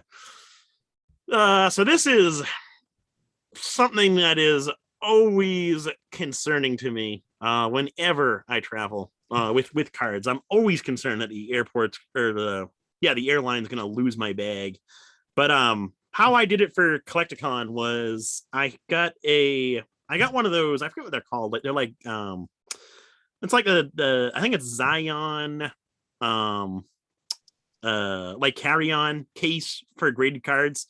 So I got one of those cases. And that can hold like 250 graded cards. So what I did was I put all of my more expensive cards within that case, and I carried that case onto the plane with me. Going through security, you almost always get flagged when you put your bag through the X-ray machine. So they almost always have to look at it. And I didn't have any issues. They just opened it up, looked through everything, and then sent me on my way. But with the other stuff, the more bulky stuff, I did bring a checked bag with me, and that had like more like lower end graded cards, modern singles, modern packs, stuff like that. Stuff that I if it got lost, it would suck, but it wouldn't be like the end of the world if that happened. And fortunately for me, that didn't happen. My bags made it fine, so that was nice. And then I also shipped some stuff down. I shipped it FedEx down to the hotel. And same thing with that. It's cheaper stuff that if it got lost, it wouldn't be the end of the world. But yeah, flying with stuff always concerns me. I always get super nervous that the airline's gonna lose my bag. Even when I was like traveling for work on my ship, going to the ship would be the most nerve-wracking thing for me, because you're going from your house to the ship. You're going to be on the ship for 3-4 months, so you're bringing everything you need for 3-4 months with you. The ship that I worked on normally doesn't stay in port for very long, so you're normally in port for a day or two, depending upon when you join the ship. That could be a day, or it could be a couple hours before they leave. So if the airline ever lost your bags, you would be absolutely screwed. But yeah, what about you guys there? You want to go? I've never done it. Oh, yeah. I've never flown on a plane with my stuff, so I don't have much to add on this one. So I only went for 2 nights. And it was Florida. I was leaving. I flew out of New York wearing shorts. I left 20-degree weather in shorts. I dressed for the destination, not the departure. Because I like I said, I went super saver tickets. I couldn't even bring a carry-on. I brought my PSA backpack, the one that I got for free at one point for the membership. And I packed in one of the, I don't have one next to me, but like the 200, you buy 200 card savers. It comes in like that red box. I literally packed all my inventory. It was like 15 graded cards and a few heavy packs. It was all in there in the bottom of my bag. And I knew they were going to take it out. So like I always pack my bag for whatever reason, like a stack of plastic like this. It looks like something they want to inspect further at the airport security. So I've flown to 2 Worlds and then Collecticon Orlando, been checked every time except for my return from Collecticon. I was surprised. I did have less cards than when I left, but I still had like a stack. They didn't screen me. They didn't flag me. I just went through. But yeah, like I always pack my bag knowing that they're going to take the cards out. So I try to not I try to have it accessible so that they're not, you don't want them to open it up upside down, have everything spill everywhere, things like that. So pack expecting for them to open it. But yeah, I don't think I could ever check a bag. I would be way too nervous. Like I would have to put really cheap stuff in it to the extent where I'm just like, I sell that stuff easily enough on eBay. When I go to an event, my sweet spot's probably always going to be somewhere between 20 and 100 cards that I can fit in a backpack, along with my 2 days worth of clothes or 3 days worth of clothes. I'm just going to go with an overstuffed backpack every time. No checked bag, just personal item.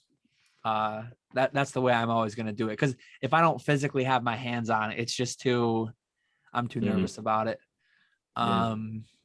Even that though, it's like every year the numbers are bigger. Like I remember going down to Nashville, going down to DC with a decent little box of cards. And at the time it was like a few grand, but the numbers are just bigger and bigger. And it's like, man, if I lose this backpack it would be rough times.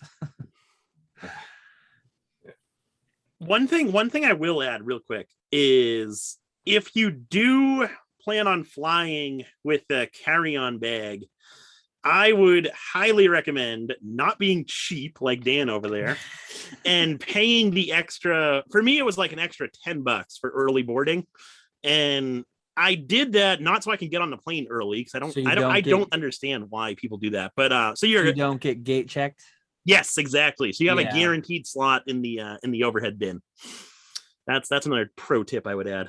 That's why I like just like I've traveled before where I have my backpack as my personal item and then a carry-on. And I always buy the value tickets, so those get gate checked a lot.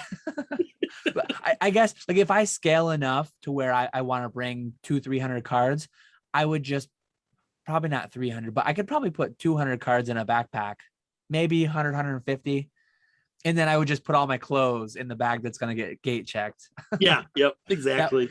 Because like if you go down to Orlando and all your clothes get lost, it's like, man, that sucks. I could walk into the freaking convention, buy 3 Pokemon t-shirts, and then I could like walk to there'd be some store within a 10-minute Uber or 10-minute walk, buy some shorts. But like you could replace clothes for pretty cheap. You're not going to buy everything else for too cheap.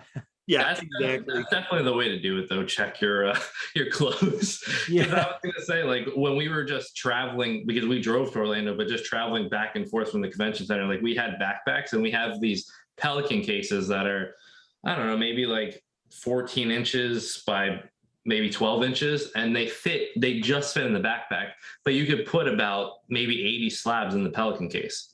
So I would put that into the backpack, and then if I needed to, I guess I could put some clothes on top if I needed to get on the plane. But that's probably how I would travel with it, because there's no way in hell I'd be checking my cards, especially like when you sell higher value stuff too. Like there's no way.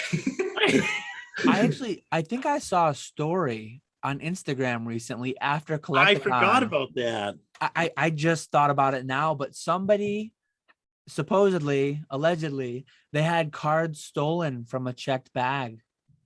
I no idea who it was. I can't remember, but somebody flying back from Collecticon had stuff stolen. Which, yeah, that's not going to happen. I get a little bit nervous. Like I said, like they take the thing out. I'm just worried they're going to like paw through them, drop one, crack a slab on the floor. And yeah, I thankfully it hasn't happened yet, and they've checked it every time but one. So sometimes, I mean, it's pretty funny. Some were like, "What are these? Are these them Pokemon cards?" Or some of them they don't say anything; they just look, and some of them ask, and it's funny sometimes the interactions with TSA. Oh yeah, definitely.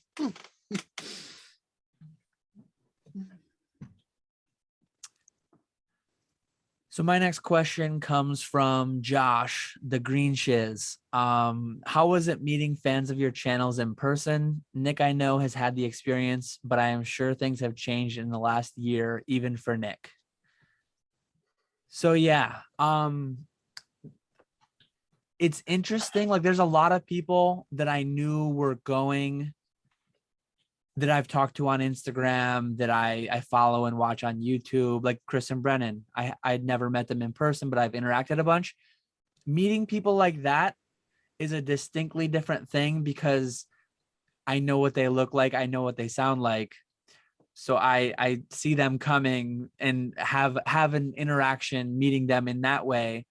And it didn't happen a ton. I'm a tiny little YouTuber, but it is distinctly different and interesting thing when someone comes up to you and they've seen and heard hours and hours of your content. They feel like they know you, and you just have no idea who they are. I think I'm a lot more socially adept, or I don't know the way I'd want to say, if I've had a couple beers. But like when someone randomly comes up to me, especially like the morning after I've had a couple of beers, and like, "Oh, hey, how's it going?" It's kind of a weird interaction, because it's like, I don't know who this person is. I don't know if I should know. And it's just like, "Hey, Dan, how's it going?"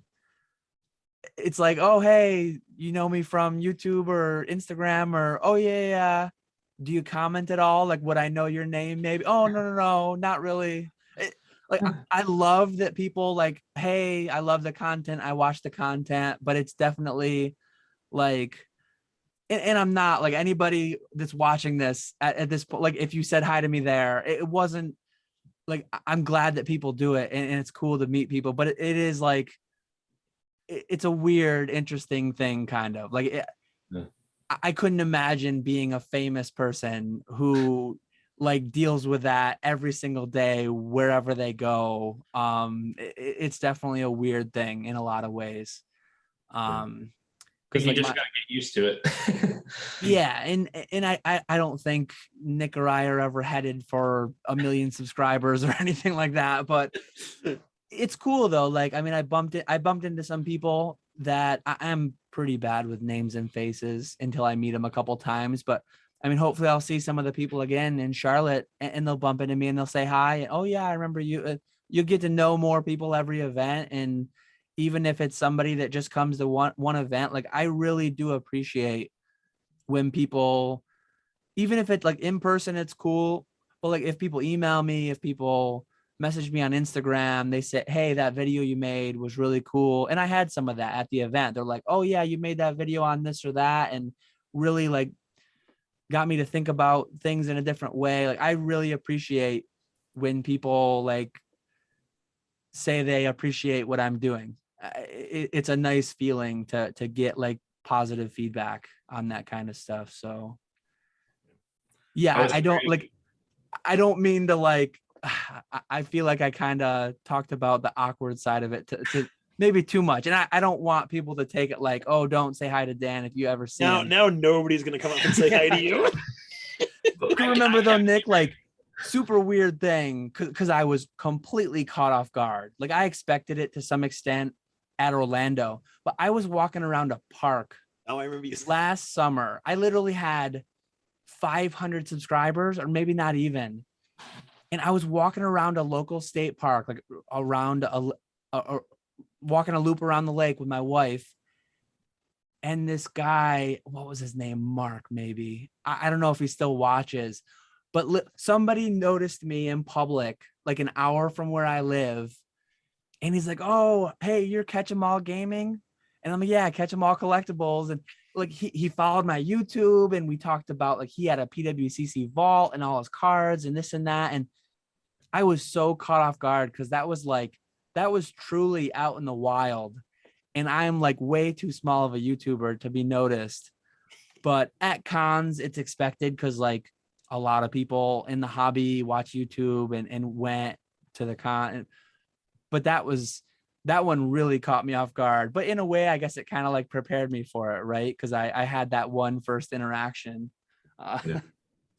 I was caught off guard when I saw you though, Dan. I thought I know what you look like, but you're so freaking tall. Like, everyone's just like, oh crap, nice to meet you, Dan. Damn. Yeah, in this chair. I mean, it's hard to, right? I mean, it's hard to see how tall I am. But yeah, I'm 6'4". So I did have that a lot of time. Like a lot of the people I met, they're like, wow, you're a lot taller than I would have expected. And yeah, I mean, I guess Rusty's out there making like dunking videos and stuff, but all my videos have just been like this. So yeah, if you ever meet me, I'm 6'4". Maybe that's why I like Bigfoot. I actually had somebody hit me with that joke when we met. How about you, Nick? What about you, Nick? Yeah. Were you starstruck? What was your stardom like? No, I absolutely love it. That's like I've said it before in earlier this episode and the last video I did. That is definitely one of the reasons I go down there is to just meet different people, talk to different people, talk about the hobby. So I thoroughly enjoy meeting everyone. Terrible with names, but so nice to meet Skater Ernesto, Professor Oak. Super happy to meet both of them. I missed Professor Oak. I knew he was going to be down there and I didn't end up running into him at all. Well, I got to meet him. that was a big accomplishment of my trip right there. And it's funny too, because I should say, like, there were some people that ran into me, they had watched my content and I didn't like recognize them. But it is so difficult because it's like everyone has a name and they have an Instagram name and a YouTube name, and like everyone's different for some people. But like I met and we talked to Super Duper Danny. Yep. I originally met her in Vegas very briefly, but like the same way I know who she is from her content. And like there's other people. I met that Tavis King, the magic guy. I went up to him, shook his hand, introduced myself. I had commented on one of his videos like 2 days prior. So I think he recognized me. But yeah, like the same interaction that I was mentioning, like a little bit awkwardness because people introducing themselves to me who I have no idea what they look like, or I was that same person to Tavis King. I was that same person to Super Duper Danny, to these other people. So yeah, again, like I didn't mean to like play up any negative part of that because I'm that same guy to other people. So definitely, if you run into me, introduce yourself. Let's have a chat. Yeah, no, definitely. No, and the all the kind words definitely meant a lot because yeah, we're certainly not making anything off of YouTube. So to know that people actually enjoy listening to us talk and enjoy our videos definitely means a lot. So hey, but shout out Professor Oak though. After he met us, he joined the Patreon. Yes, that is true. That is true. So here's a good one. Celebi Collectibles, a regular. Oh boy. You're only allowed to buy and sell one type of product for the next 10 years. Which do you pick? Oh, I know. Sealed set singles, promos, already graded cards, buying raw and only selling the graded cards, or MetaZoo. So I'm assuming like all the other things are Pokemon, I'm assuming. And then like MetaZoo, you would be allowed to do all of those things inside of MetaZoo. I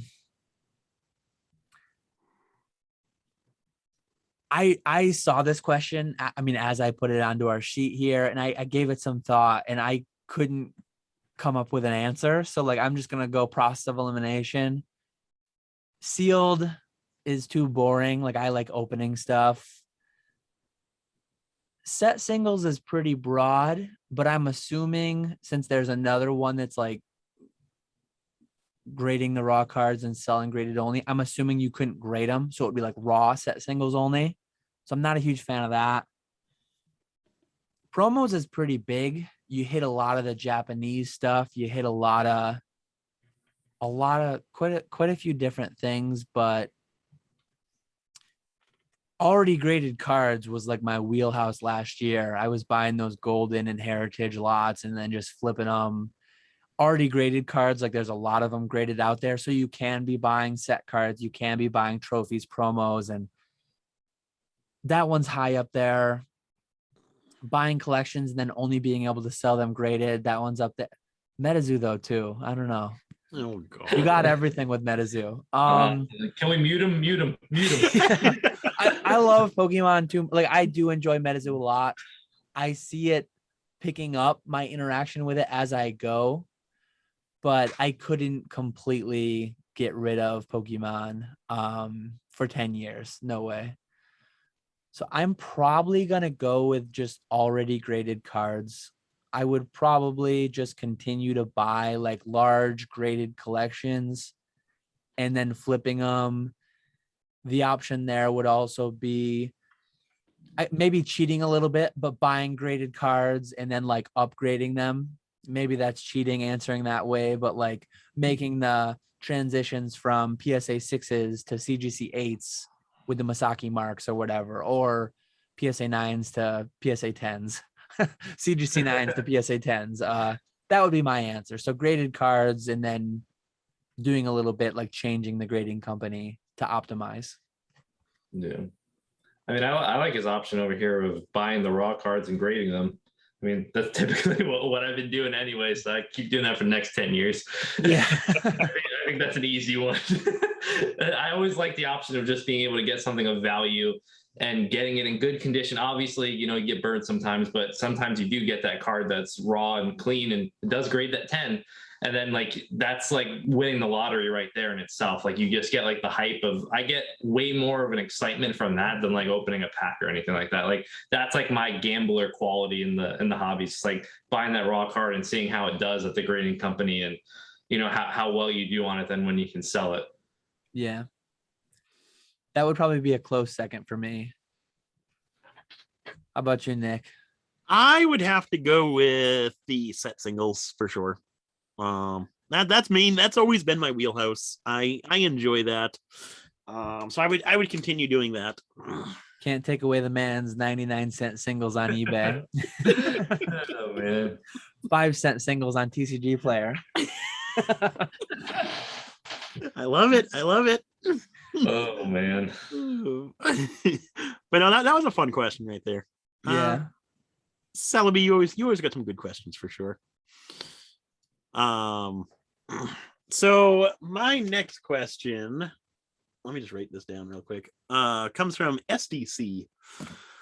He asked, I would be curious to hear your ballpark guess on the ratio of first edition base print run to the Shadowless print run. 1-to-1, 1-to-2, 3-to-1. I feel like Shadowless is less printed, but would be interested to hear your guesses and reason why. My guess would be I don't think that Shadowless is anywhere close to less than first edition base. I don't even think they're on an even playing field. I would say Shadowless is like, I would say like 3 times as much as first edition base. Even double sounds low to me. And I'm basing that off of like the bulk cards that you see, the commons and the uncommons that you see, more so than the holos. Just because I know personally I've seen a lot more Shadowless commons and uncommons than I have first edition base commons and uncommons. But at the same time, the pop report of Shadowless is a lot less than first edition base, and I think that's mainly because of the fact that first edition base is just that. It's the first edition, whereas Shadowless, not many. You have to be into Pokemon and know what Shadowless is. Plus, for the first, I don't know how long in Pokemon, first couple years at least of grading cards, Shadowless wasn't a designation, so there's a certain percentage of Shadowless holos that are graded as just unlimited base set. So yeah, that's what I would say. I think Shadowless definitely is printed a decent bit more than the first edition print run. Yeah. I mean, I personally don't have any idea about the print run, but as far as like the population report, I agree with Nick's points, and like the first edition, you know, there's always been way more incentive to grade something like that. It's always been more valuable. So when something's more valuable, people are going to want to grade it. They're going to want to sell it. And that's way more fleshed out than something like Shadowless is going to be. And we've heard countless, you know, times where like Gary's talked about, and he had to like kind of get them to basically distinguish that like this is Shadowless and have its own section in the pop report. And you know, all of that stuff took time, and there's still, I'm sure, Shadowless cards that are graded as just unlimited base set. And I think that I don't know what the printing was like, but I think that really shows why the grading's so different. And I think it's really due to the value, and just first edition base has always been so much more valuable and has had that incentive there. Yeah, so I have a theory, and it's probably completely wrong, but I'm going to say 9 Shadowless to 1 base first edition. Reason being, so Shadowless isn't like an intentional variant. When Wizards of the Coast was planning out base set, they didn't say we're going to have base set first edition, base set Shadowless, and then base set unlimited. What they intended was to have a first edition and an unlimited print. And somewhere out there, there is a Q&A that was done with WOTC employees or whoever it was. 10% of the entire run was supposed to be first edition, I believe, for a lot of those early sets. My thinking is they printed the first or first however many prints of base set, first edition, and unlimited being at the time Shadowless. And then Pokemon blew up, Pokemon took off, but I think they hit that 10%. 10% would actually be Yeah, I mean nine Shadowless for every one first edition. So then with all the success, with how much it boomed and all that, they did 7, 9, 14, 20, however many print runs they did. All the subsequent ones being base unlimited, what we know today is base unlimited with the Shadow. So that's my theory and kind of the thought that goes into backing it. It's a guess though. I have no idea. If you look at the pop reports, yeah, they're closer to like 1-to-1, but for years, like I didn't even know Shadowless was a thing until I rejoined the hobby and like learned about it. Growing up on the playground, it was all based on unlimited where I was from. I knew first edition existed. I didn't really know Shadowless did. When I refound my collection, like I noticed that I had a handful of them that I didn't even have like a mental distinction back in the day. They didn't have shadows versus. So, and as Nick said, I don't know how many, not remotely, but like some amount of Shadowless cards are graded as just 1999 Pokemon game as well. So, but for years and years, there was just never any incentive to grade it. I mean, it's crazy to think, but like for years and years, there was barely incentive to grade first edition non-holos. Mm-hmm. So honestly, for years and years, there was no, aside from like tens. I mean, if you listen to Gary talk about him and Ed Birdman years and years ago, they like built the market. They were selling PSA 9, PSA 10 base first holos for double digit numbers, like very low. Oh yeah. Crazy. So yeah, it'll be interesting 5-10 years from now, see how the pop reports like flesh out. But I think Shadowless can go a lot higher than it is, more so than like base first. Yeah, I agree. Hopefully we will find the answer to that question one day, because I would love to know it. But I don't think we ever will know the answer to that. Yeah, if Probably some like not. WOTC exec retires from because WOTC is still a thing, right? Like they print Magic and all that. They don't do Pokemon anymore, but somehow some WOTC exec like retires and just dumps out like all these memos of like all the POs, all the orders they sent to the printing companies, how much of each one was done. That would be amazing, but it's likely never coming. Yeah. All we can do is guess and wonder. My next question, actually, I was just gonna say it, and then I remembered I had a question coming. So, if you had to guess, how do print runs of modern Japanese sets compare to modern English? Maybe as a starting point, how many more Rainbow Rare, Arceus, or Charizards? Arceus, Arceus. I don't know how to say that one, but can we assume Arceus? Yeah. I think there's like official Pokemon movies that like say Arceus and Arceus, depending on the one you're watching. But I can say I am not the one to ask. I do not know how to pronounce any. Yeah, I think it's Arceus. I mean, that's what I've heard. That's what I've been using. So how many more Rainbow Rare Arceus or Charizards can we assume there is in English compared to Japanese?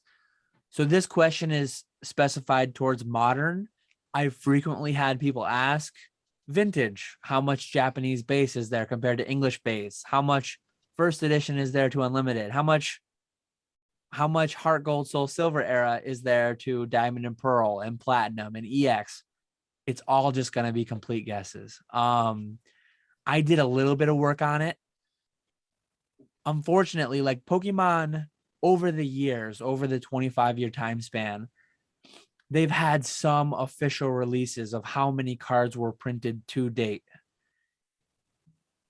1 month last year in my Patreon, I did, and I maybe I didn't do a public video on that, but I did my best, like stab, taking their public numbers and like portioning each amount to the sets that were printed during that time frame. And that was like by set, but I didn't do by language, and I didn't do first edition to unlimited, because like that's just like guesswork upon guesswork. It's too many layers of just complete guesses. So I could throw out a number. I could say 9-1. I could say 1-1. It's going to be more of a guess than my Shadowless to base first edition 9-1 guess. So I don't know if you guys have any further insight or any idea. Dan's the man. If Dan's guessing, I'm guessing. I'll go with Dan's guess. Gut feeling, more English than Japanese, but like I'm fairly confident. I would say 100% more English than Japanese, but how much more? That's yeah. where I'm fairly confident with that, but like not enough to say, oh, it's 2-1, it's 8-1, it's more than 1-1 English to Japanese, but every set it's probably going to vary. Like certain sets I'd imagine, because everything to an extent is like print to demand, right? So certain sets might just do better in Japan than in English, right? Because they're not 1-1 sets either. Like look at Eevee Heroes. That one kind of got split between a couple different English sets. And yeah, so if you're comparing set to set, they might not, one might be 2-1, the other one might be 4-1. It's all based on like local varying demand. Yeah, I'd imagine. And then potentially like broader logistics too, like during COVID. I don't know if that hit America worse than Japan. Maybe one of them, they were able to get the print capacity easier than the other. I mean, again, just so many layers of guesswork. Extremely interesting question. It's always going to come back up, but unless someone gives us that information, we're never going to get it. Yeah. Unfortunately not. So my next question comes from SDC. He got both of us. So I see the value of crossing over CGC 9 and 9.5s to PSA 10s. Are there any other graded card companies you trust the grades?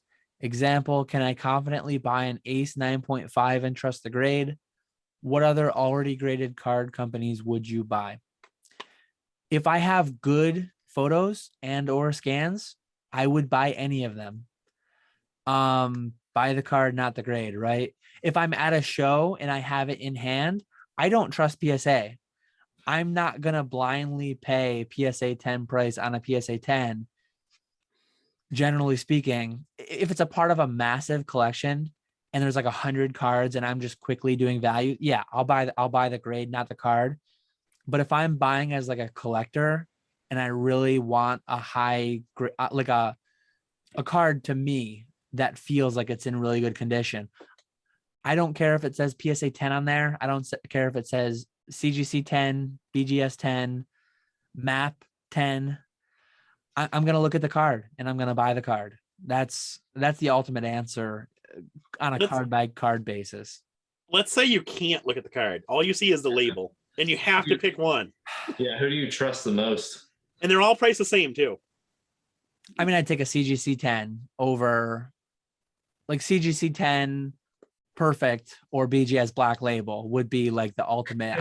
I'm assuming those ones, but well, no, we're talking 9s here. We gotta make it semi-realistic.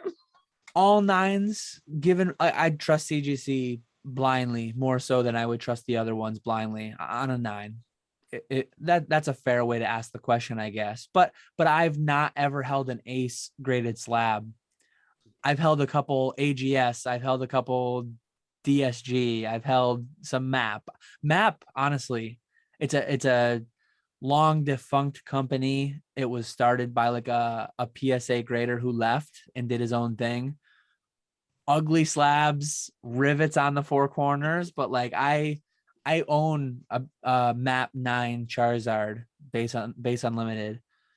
But years ago, I bought some collections of MAP cards and did really well cracking and crossing. I've done well cracking and crossing CGC. But yeah, probably CGC for me. I'd trust the most. I would agree with you. CGC, and then MAP is another one that you really don't see those cards, but they had similar grading standards to PSA, maybe a little bit stricter. I would say like it, like you did a scale, PSA would be at one end, CGC would be at the other end, and maps like right in the middle there. But you don't see too many of those cards. But yeah, I would say CGC and then PSA. As far as who I trust the most. And if someone offered me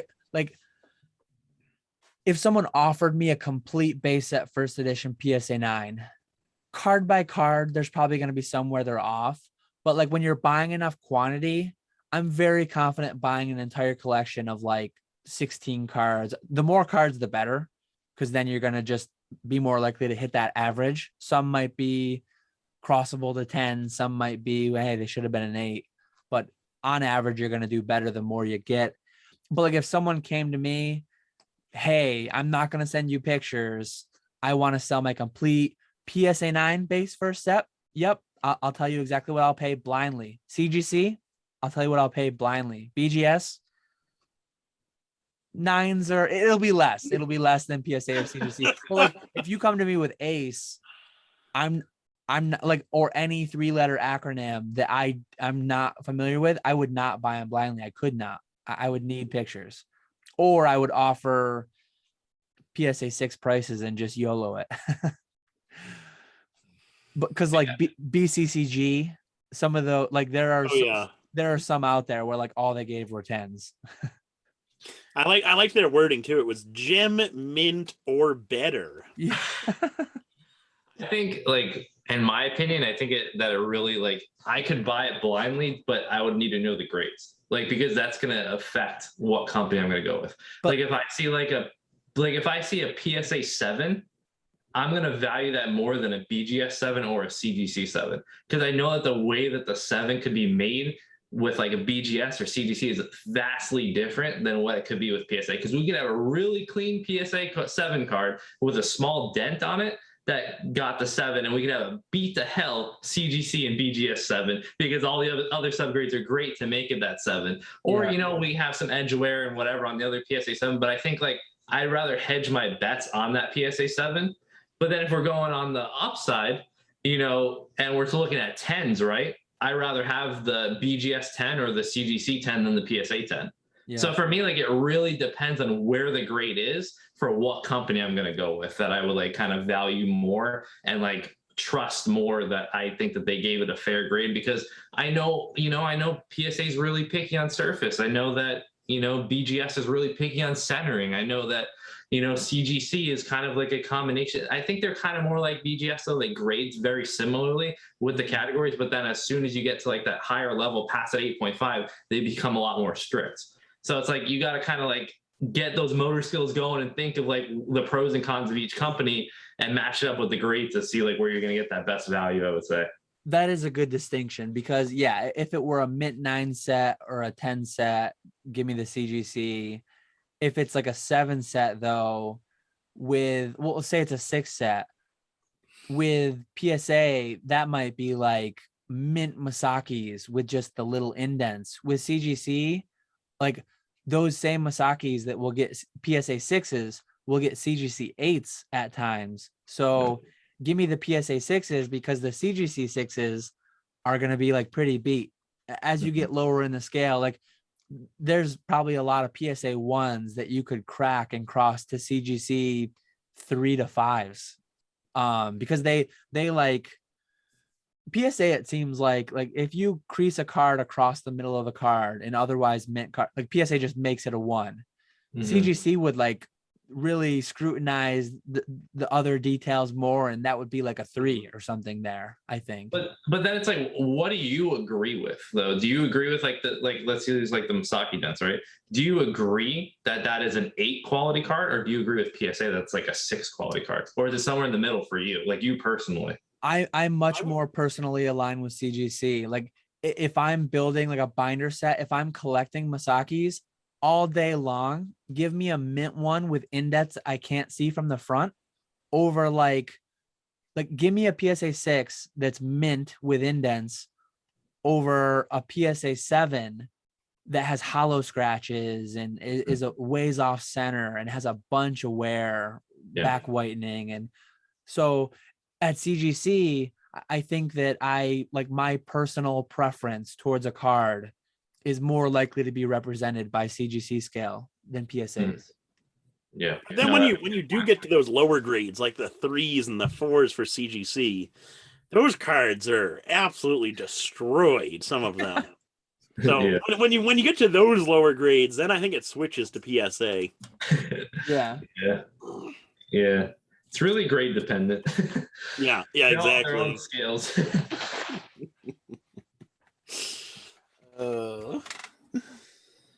So my last question is from Walrus Tank. He asked, with everyone focusing on pop reports, is it fair to say that they don't matter? You've mentioned you'd pay $25,000 for a no damage Ninetales. Since it's a pop 1, at what pop would you not pay that? 2, 10?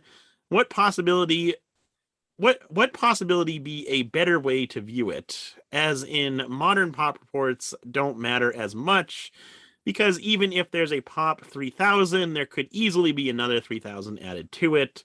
At what points should you believe pop reports versus not believe them, or put more weight into the pop report than not? So I would say modern pop reports don't matter whatsoever. Like we talked about earlier, everyone with the first graded Charizard from Brilliant Stars, oh, it's a pop 1, oh, it's a pop 5, whatever. Well, it's a pop 1 because you were literally the first person to grade it. It is not going to be a pop 1 for long. So yeah, with modern stuff, pop reports, you can completely disregard them. With the vintage stuff, though, I think the pop reports are more fleshed out to a certain extent. For example, the no damage Ninetales, the PSA 10, it is a pop 1. It's not labeled as being a pop 1, but it is a pop 1, we know. I think it's worth it. I think it's fairly confident. I can say with fair confidence that it's probably going to be the only PSA 10 no damage Ninetales out there. So me saying that I'd pay that for that copy, I think would be a fairly safe bet, because I can't see any more copies coming into the pop report as a PSA 10, given that it's been so long since that card came out. The vast majority of them are played condition, and plus they came from the Brushfire theme decks, which at this point, all of those Brushfire theme decks have that glue stain on the front, which automatically eliminates it from being a 10. Same thing goes with like the pre-release Clefable. There's 0 10s of that. I think it's fairly safe to say that that'll forever be a 0 pop card. So yeah, I think pop reports are you can trust pop reports a lot more for vintage than modern, for sure. Even I'd say even like mid-era to modern, pop reports aren't as believable. Yeah. I mean, I think that like on the vintage side, like one thing that Nick was touching on is that, like, you know, he sees a lot of damaged copies of the no damage Ninetales, right? So like he's relying on the pop report, yes, but he's using it as more of like a tool, because if he was going on to eBay and seeing a bunch of mint no damage Ninetales, then he would be like, okay, I don't care what the pop report says, there's a bunch of copies over here ready to be graded on the market. So I think it's a good balance of using what's on the market, looking at the market. You can use this a lot more so in vintage rather than modern, but seeing if that card that you're looking at the pop report, if there's a bunch of raw mint copies anywhere on the market, then you know that it's a good chance that you don't want to trust that pop report. But if you're constantly like engage in the market and looking around everywhere in the community and can see that, you know, month after month, year after year, these cards do not come up in mint condition raw, and it's a very special unicorn event. If something like that comes up, then you can hedge your bets on that pop report. And I think that's kind of what people do, is they use that pop report as more of a guide, and not just like it's 100% fact, but they look at the market and kind of use that use that as kind of like a gauge to see where they are. And I think that's more of the way to use the pop report, in my opinion. Yeah, I use pop reports very infrequently. I find myself on Pokemon Price occasionally looking for like trends, not like specific pop numbers for certain cards, but trends of how the pops are increasing. But with like super modern, there's that weird thing where it's been a year now. It's been a year that there's been no service opened initially under $300, and then it went down to 200, 150, 100. Now we're at 50. So there's like 4 modern sets. Like when you're talking about ultra modern, there's 4 ultra modern sets that have come out that haven't even had an appropriate tier open to submit them under. So if you're talking about Charizards, a lot of them have been like expressed through, but nothing compared to how many will be once those 20 and sub $20 tiers open up. And especially like a lot of the non-Charizard chases, you can't grade them. You can't pay $50 to grade them. I mean, some people might have and been that one out on the market that got $500 for a card that's going to crash to 50 or whatever. But so yeah, like super modern, like Nick had said, don't put any stock into them at all. Yeah. For old stuff, like Brennan said, is it low pop because no one's grading it? Is it pop 1 of 5 total graded because it's never been worth grading? Or is it pop 0 of hundreds graded because it's that truly hard to grade, like pre-release Clefable? Yeah, that's pretty much it, I think. Yeah, sums it up well. You just have to have, you just have to be really smart in everything you're doing. You just have to think logically and, weigh all your options out, and just, there's no like straight answer for anything. I feel like we're answering all these questions with like, just like, oh, well, like from this angle, and that's good. Cause like, you just need a bunch of balance basically to make the right decisions. And you might not always be right, but just to make the best decision you can make. I think it's good advice on that. Yeah, definitely. So the final question from the night comes from Matthew B. Have you guys considered using eBay's APIs to help manage and automate some parts of your eBay business? I recently saw someone using Shopify to sync their Shopify store with their eBay store. As you might know, websites like Gixxon and Shopify use eBay's APIs underneath to provide services to others. However, any individual is allowed to take advantage of eBay APIs, but they need to know how to write some software. Interesting in hearing any thoughts on this. So earlier, as I mentioned, like Chris, Wolf of Tin Street, does some really cool things with scraping buy lists and APIs and all this stuff. I vaguely know what an API is and how it works, and I vaguely understand how like scraping pop reports work. I love what GemRate does on Instagram, and I don't have, as far as like eBay, Shopify, I only sell on eBay, and then I guess I sell on Troll and Toad too. Like I don't have my own site. If I ever create my own site and I want to list on both, I would utilize something like Shopify to manage cross listing when it sells on one of the two places, pulling the other. But at this point, I'm not there. I really do want to learn more about all of that because I don't know enough about this to even know what's possible or what I could do. So it's a question above my pay grade. Yeah, I'm the same way. I am not computer savvy whatsoever. So I do not do anything with this. Yeah, I mean, I feel the same way. We have an eBay store and we have a website set up, but we don't have it integrated. So like every time something sells, we're like, okay, take it off the website, take it off the website. So I just have to like just remember that. But again, we're not selling stuff, you know, as frequently as Dan or Nick are, so it's a little bit easier to keep under control. But I can't imagine if you were selling at like Nick and going all crazy with so many sales per day, like you get lost so quickly. It would be you couldn't do it. It would be impossible. Yeah. I have a hard enough time when someone like, because my eBay, my YouTube, my Instagram are all the same name. So sometimes people will see an item of mine on eBay, they'll message me on Instagram. I'm so bad like selling it through PayPal and then remembering to pull it off eBay. And it's like 3 times a week, maybe. It's not that frequent. And I still, like, I actually just sold a bunch to a guy earlier today. He bought he picked out like 20 or 30 different cards and I haven't gone through. I'm like, I hope they don't sell during the podcast because I haven't pulled them yet. Oh man. Yeah, no, even like the affiliate links, that partner network website, there's a ton of information you can get from that website, and I just scratched the surface. Knowing how to grab my link, looking at how much money I made, that's about it. But there is so much information that you can get from that website. And I guess I'll use that to bring up, I was talking to, I think it was in the group text with you and James, because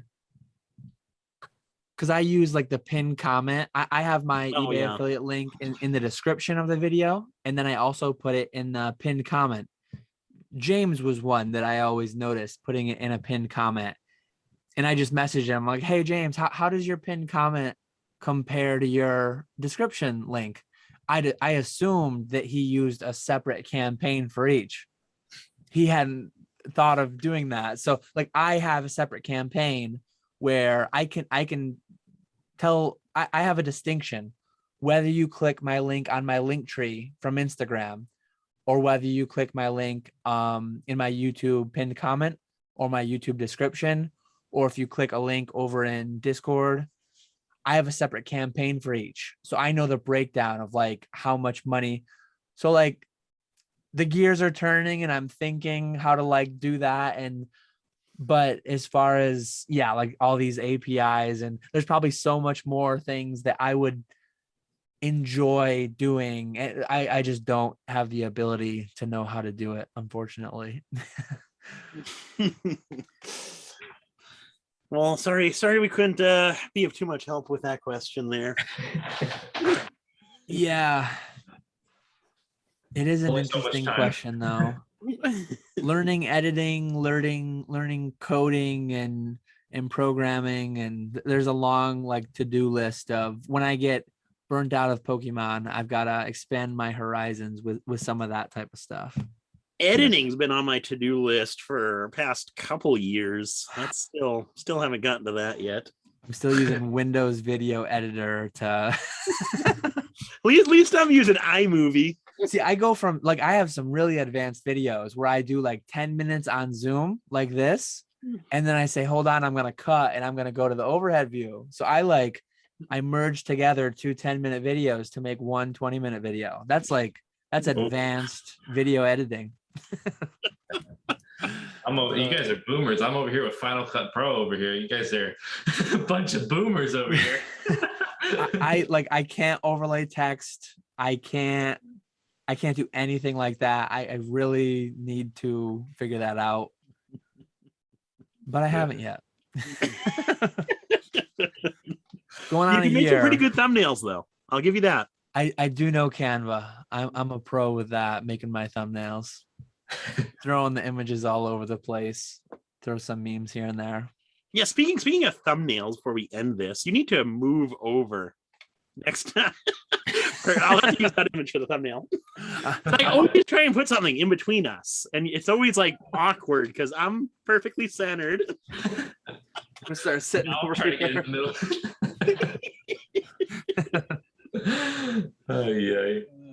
I do need to. It's weird the way I've got, because I've got dual monitors here. They don't face like straight at either of my walls, but like I have it optimized for comfort when I'm like doing eBay listings and all this and that. I could like pivot. I could turn my monitor, move it for when I record, but I don't know.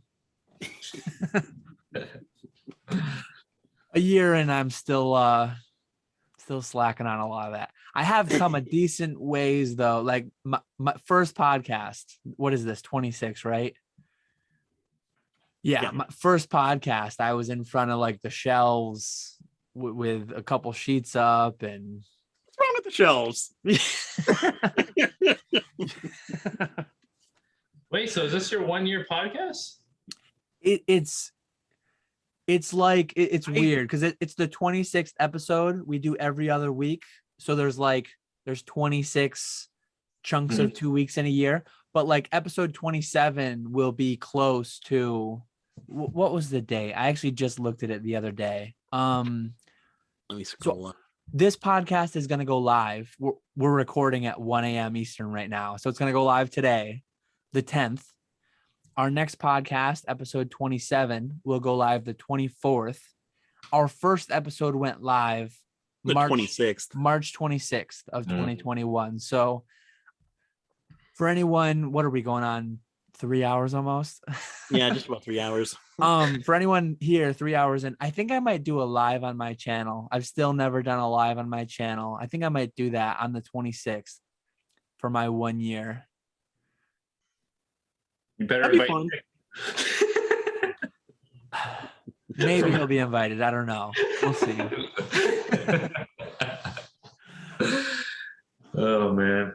But yeah, it's just about a year now. Crazy. It is. Time flies. Time certainly flies. It has been a fun year too. Yeah. But that's all I got. I think a 3-hour podcast is good 3 enough. hours is probably plenty. Yeah. We answer all the questions. As always, some great questions, and thanks for coming on, Brennan. Yeah, yes, thank you. We're thankful for having had Chris too to recap the events at Orlando. But yeah, as he always, left a whole day ago already. Yeah. Yeah, he's been gone longer than he was here. 3 hours in. Yeah. Crazy how quick the 3 hours go by too. Like such a great time chatting. Not as great as like in person at Orlando, but still a great way to interact with the hobby is directly on chats like these, directly interacting with other people in it. Oh yeah, definitely. I look forward to these chats. Yep. And I look at my analytics. We do like 30% of the viewers, they stick it out till the end. So I know we do pretty good. For the few hundred of you still here, it's crazy to think that it's that many people, but even the people who ducked out 10 minutes in, we really appreciate everyone who watches, and yeah, it's always a good time. It is indeed. And we will we'll see you in 2 weeks. We've got some more guests lined up. I don't know if we're gonna have them for the next one, but we'll see how it works out, and then potentially the live for the 26th. But yeah, as always, leave your questions below for the next podcast. We had 16 of them today, and we hit them all. So we're still doing good about hitting all the questions. If we 10x from here and start getting 50 questions, 100 questions, we'll have to come up with a different system. But for now, we hit them all. So yeah. Thanks for watching. We'll catch you all later.